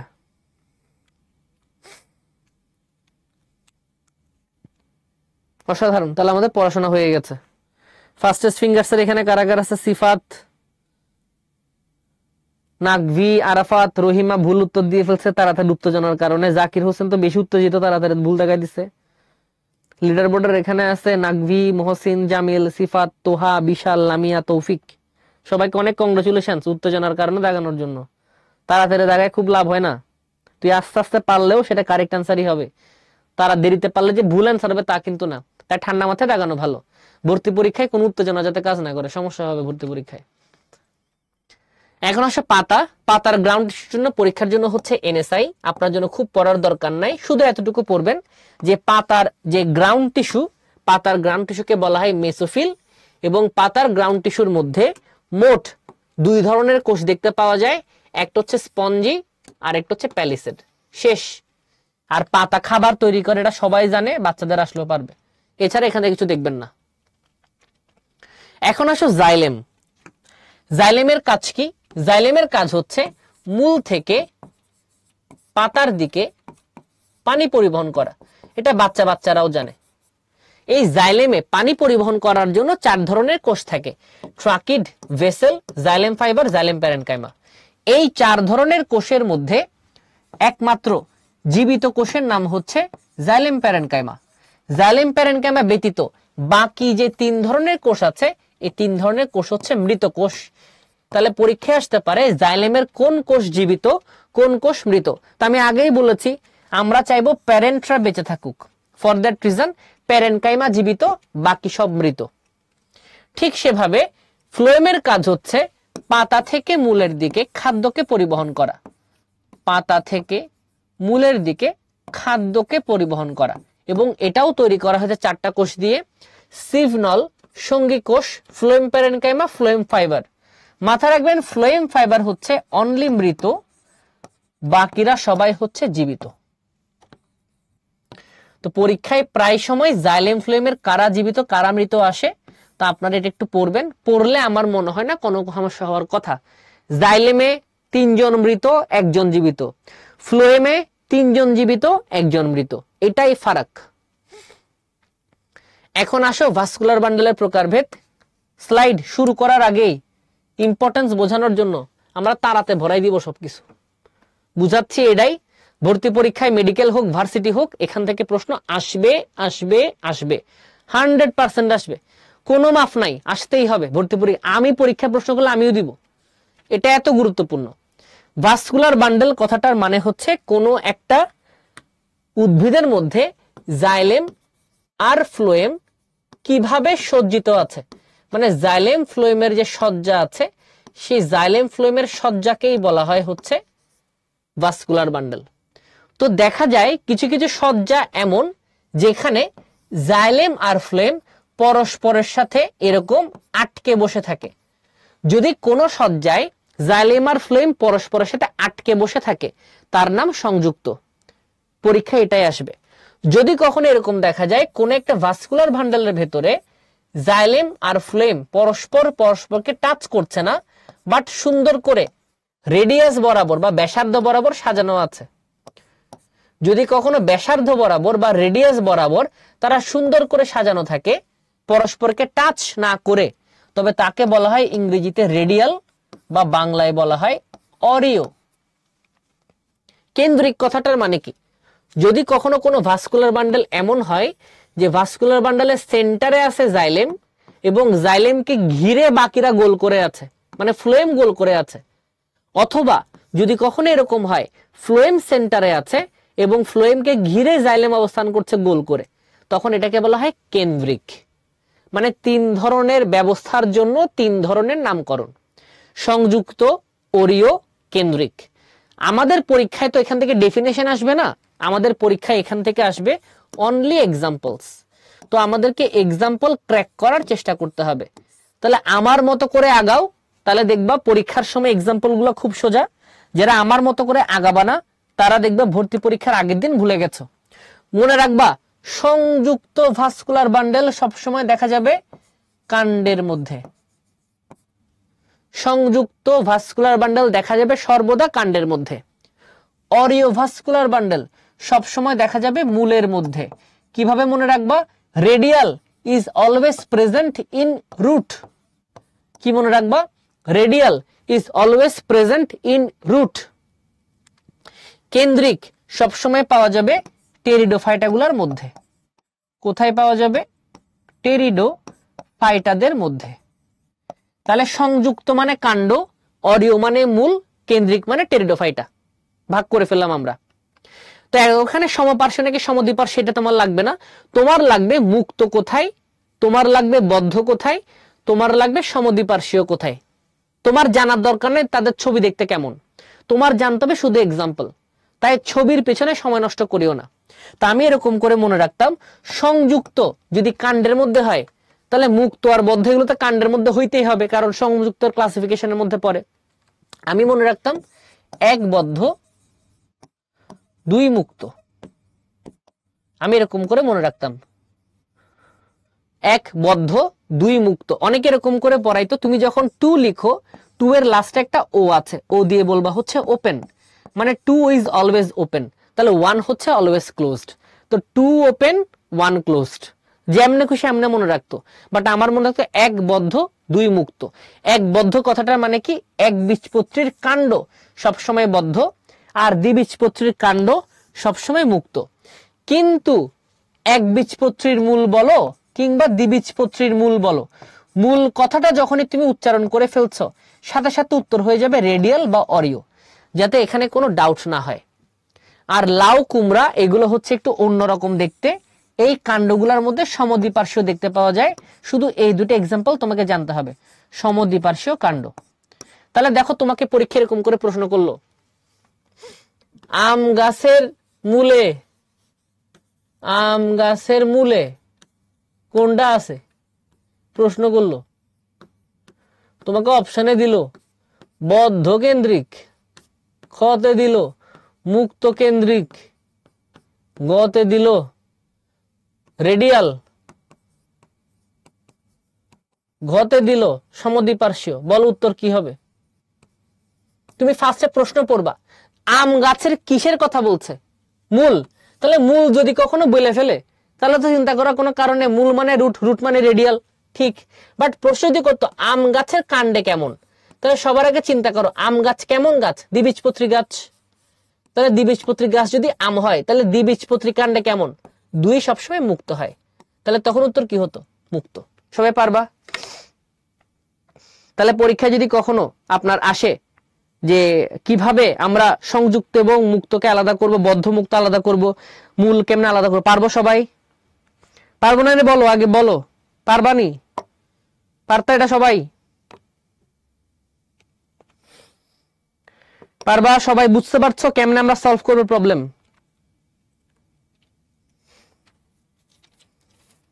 ওকে, চমৎকার।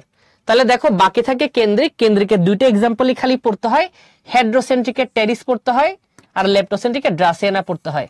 তো অনেকে এটা আমরা এরকম করে পড়তাম, দুইটা এক্সাম্পল একটু অটিস্টিক টাইপের, টেরিস ড্রাসিয়ানা শুনলে কেমন কেমন লাগে, তা আমাদের ভাই এরকম করে পড়তো। শুধু হেড্রোসেন্ট্রিকটা মনে রাখবি পিএইচ দিয়ে, পিএইচ দিয়ে কেন, পি দিয়ে টেরিস, এইচ দিয়ে হেড্রোসেন্ট্রিক।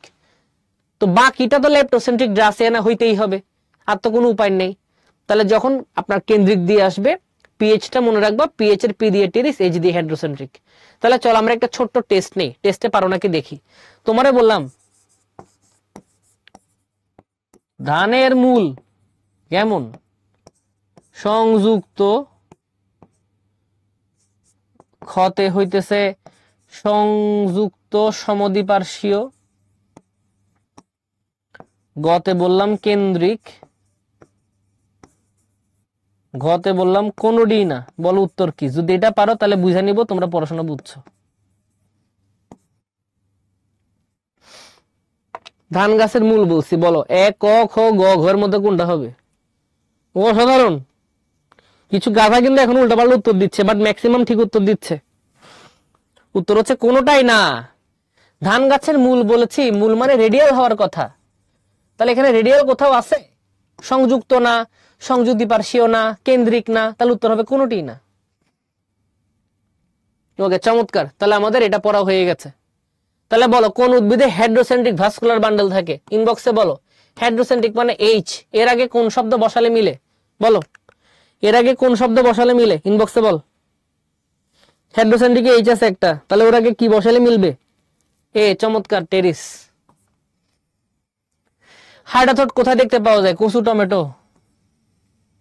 কোন উদ্ভিদ সমদ্বিপার্শ্বীয়, তাহলে সমদ্বিপার্শ্বীয় কথাটা যখন বলেছে উত্তর হবে লাউ, কুমড়া, শশা। কোথায় থাকে না? তাহলে উত্তর হচ্ছে কলাবতী থাকে না। পুষ্পক উদ্ভিদের মূল, মূল কথাটার মানে হচ্ছে অরিও। নিচের কোন উদ্ভিদ ল্যাপ্টোসেন্ট্রিক পাওয়া যায়? ল্যাপ্টো মানে আমি জানি না, মানে ড্রাসিয়ানা। এখন আসো একবীজপত্রী মূলের অন্তর্গঠন। তো যারা যারা মূল কাণ্ড বুঝে ফেলছো তাদের এখন তরতরায় পারার কথা। আমি এখন পড়ছি মূল। তাহলে দেখো মূলে কিউটিকল নাই, এক কোষে মূলরোম আছে, অথতক নাই, কর্টেক্স আছে, পরিচক্র আছে বাট এক সারি অবশ্যই থাকবে, এবং ভাস্কুলার বান্ডেল অরিও। খেয়াল করে দেখো অরিওটা বুঝছি নাকি, মূলের কথা বলছে। তাহলে এবং একটা জিনিস শুধু মুখস্থ করতে হবে, জাইলেম বা ফ্লোয়েম থাকবে 6 এর অধিক। শুধু একটা লাইন তোমাকে মুখস্থ করতে হচ্ছে, বাকি পয়েন্টগুলো হাতের তুড়ি মেরে পারা যাচ্ছে না। তুমি নরমালি জানো না কিউটিকল নাই, তুমি নরমালি জানো না এককোষী মূলরোম আছে, অধতক যে নাই তুমি জানো, কর্টেক্সের কথা জানো, পরিচক্র আছে জানো, ভাস্কুলার বান্ডেল অরিও এটাও পড়ে ফেলছো। বাকি থাকে শুধুমাত্র এটা, যে 6 এর বেশি থাকে। তাহলে দেখো তুমি কোনো প্রকার কষ্ট না করেই তুমি মূল এর জিনিস বানাই ফেলতে পারতেছো, কষ্ট না করে। যদি মুখস্থ করতে চাও মুখস্থ করতে পারো, যারা চালাক তারা আমার ওই এক ছবি দিয়ে সম্পূর্ণ কাণ্ডমূল ভাগ করে ফেলতে পারবা। তাহলে কাণ্ডের এখানে আসো, তাহলে তুমি কাণ্ডের দিকে তাকাও, কাণ্ডটা তুমি পড়ে ফেলেছো, কাণ্ডরও অনুপস্থিত। মনে আছে কোথায় চুল থাকে না? একবীজপত্রী কাণ্ডে কোনো চুল থাকে না। কিউটিকল অবশ্যই থাকবে। কেন কিউটিকল থাকবে? কারণ এটা কাণ্ড। অধতক স্ক্লেনকেমা জানার দরকার নেই। ভাস্কুলার বান্ডেল গ্রাউন্ড টিস্যু ছড়ানো, এটা পরীক্ষার জন্য গুরুত্বপূর্ণ যে ভাস্কুলার বান্ডেলটা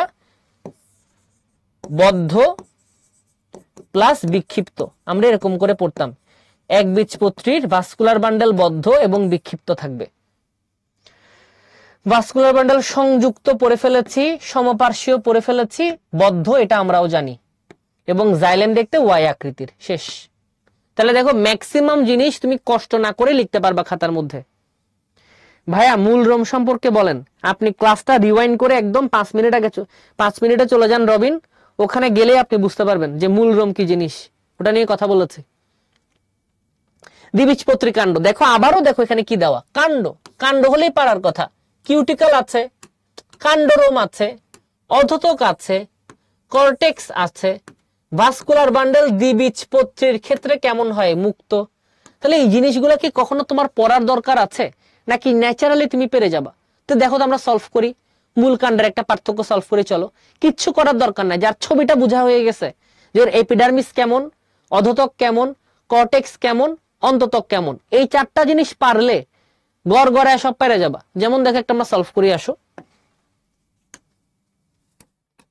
কিউটিকল মূলের মধ্যে থাকবে না, কাণ্ডের মধ্যে থাকবে। রোমের প্রকৃতি এককোষী, রোমের প্রকৃতি বহুকোষী। পত্ররন্ধ্র মূলের মধ্যে কখনো থাকবে না, কাণ্ডের মধ্যে থাকতে পারে। কর্টেক্স মূলের মধ্যে বহুস্তর বিশিষ্ট, কাণ্ডের মধ্যে একস্তর বিশিষ্ট। অধতক মূলের মধ্যে কখনো থাকবে না, কাণ্ডের মধ্যে থাকবে। তাহলে দেখো এতটুকু পারার জন্য আমার কি বই পড়ার দরকার আছে নাকি শুধু একটা ছবি বোঝা লাগবে? আমাকে এটা আগে কনফার্ম করো যে এই জিনিসগুলো পারার জন্য আমার কি বই গদগদ করে পড়ার দরকার আছে নাকি একটা ছবি 5 মিনিট করে পড়লে বা শুনলে পারা সম্ভব? আমাকে একটু এটা জানান যে আমরা বুঝতে পারছি নাকি একটা ছবির ইম্পর্টেন্স কত বেশি। সবাই কি বুঝতে পারছেন এই একটা ছবির ইম্পর্টেন্স কত বেশি? খালি একটা ছবি, এই ছবি বুঝলে আপনার টিস্যু শেষ, এই ছবি না বুঝলে টিস্যু পুরোটা বাকি। একটা ছবি সম্পূর্ণ টিস্যু, এই একটা ছবি বোঝা লাগবে। তারপর আবার দেখো অন্ততক মূলের মধ্যেও আছে, কাণ্ডের মধ্যেও আছে। ভাস্কুলার বান্ডেল মূলেরটা হচ্ছে রেডিয়াল আর কাণ্ডেরটা হচ্ছে সংযুক্ত। মেটাজাইলেম এটা নিয়ে একটু আমরা কথা বলবো পরে। পরিচক্র এখানেও আছে, পরিচক্র এখানেও আছে। মেটাজাইলেম প্রোটোজাইলেম নিয়ে আমরা একটু কথা বলি। জাইলেম 2 প্রকার হয়, একটা হচ্ছে ছোট জাইলেম আর আরেকটা হচ্ছে বড় জাইলেম। ছোট জাইলেম গুলাকে বলা হয় প্রোটোজাইলেম। আমরা এরকম করে পড়তাম, প্রোটো ইজ ছোট, প্রোটো ইজ ছোট। তাহলে প্রোটোজাইলেম গুলো সবসময় কি হয়, ছোট সাইজের হয়। এবং আমি বলতাম মেটা ইজ মোটা, তাহলে মেটাজাইলেম গুলো সবসময় মোটা বা সাইজে বড় হবে। তাহলে মেটাজাইলেম গুলো সবসময় মোটা বা সাইজে বড় হবে আর প্রোটোজাইলেম গুলো সবসময় ছোট হবে। তো দেখা যায় মূলের মধ্যে বা মূলের মাঝখানে সবসময় মেটাজাইলেম বেশি থাকে। তাই আমরা বলতাম ম ম ম ম ম ম, কথাটার মানে কি, মূলের মাঝে মেটাজাইলেম। তাহলে কাণ্ডের মধ্যে ঠিক উল্টা হবে। কাণ্ডের মধ্যে কি হবে, তাহলে কাণ্ডের মাঝে তার উল্টাটা দাও, কাণ্ডের মাঝে তাহলে হবে প্রোটোজাইলেম। তাহলে পরীক্ষা সে মেটাজাইলেম কোথায়, মূলের মাঝে মেটাজাইলেম আর কাণ্ডের মাঝে প্রোটোজাইলেম।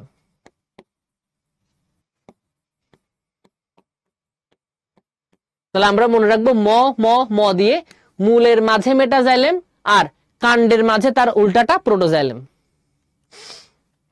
এটা তোমরা ক্রিয়েট করবা from the preparation book, preparation বুক থেকে এবং আমার স্লাইড দেখে এটা তোমরা প্রিপেয়ার করবা, তাই ফাঁকা রেখে দিছি। এটা তোমাদের কাজ, তোমরা এটা ক্লিয়ার করবা যে কেমনে তোমরা ক্লাসটা বুঝছো, নিজের এখানে বসাবা। আমি একটা ক্লিয়ার করে দেই, একবীজপত্রী কাণ্ডে কিউটিকল থাকবে কিন্তু রোম থাকবে না। দ্বিবীজ আর একবীজপত্রী মূলের মধ্যে কিউটিকল থাকবে না কিন্তু রোম থাকবে। আমি একটা তোমাকে ফিল আপ করে দিলাম, বাকিটা তোমার ফিল আপ করার কাজ। যাও আরেকটা করে দিই, একবীজপত্রী কাণ্ডে হাইপোডার্মিস থাকবে, এখানে হাইপোডার্মিস থাকবে না। যাও আরেকটা করে দিছি, যাও এটা করে দিলাম। একবীজপত্রী কাণ্ডের এখানে মধ্যে থাকবে বদ্ধ আর এখানে থাকবে হচ্ছে মূলের মধ্যে রেডিয়াল।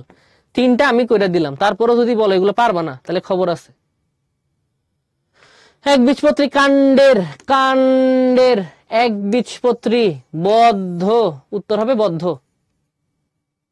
অধতক কোথায় অনুপস্থিত, অধতক কোথায় থাকে না, মূলে থাকে না। এখন তোমার জন্য কয়েকটা প্রশ্ন দেওয়া হয়েছে যাতে তোমরা প্র্যাকটিস করতে পারো।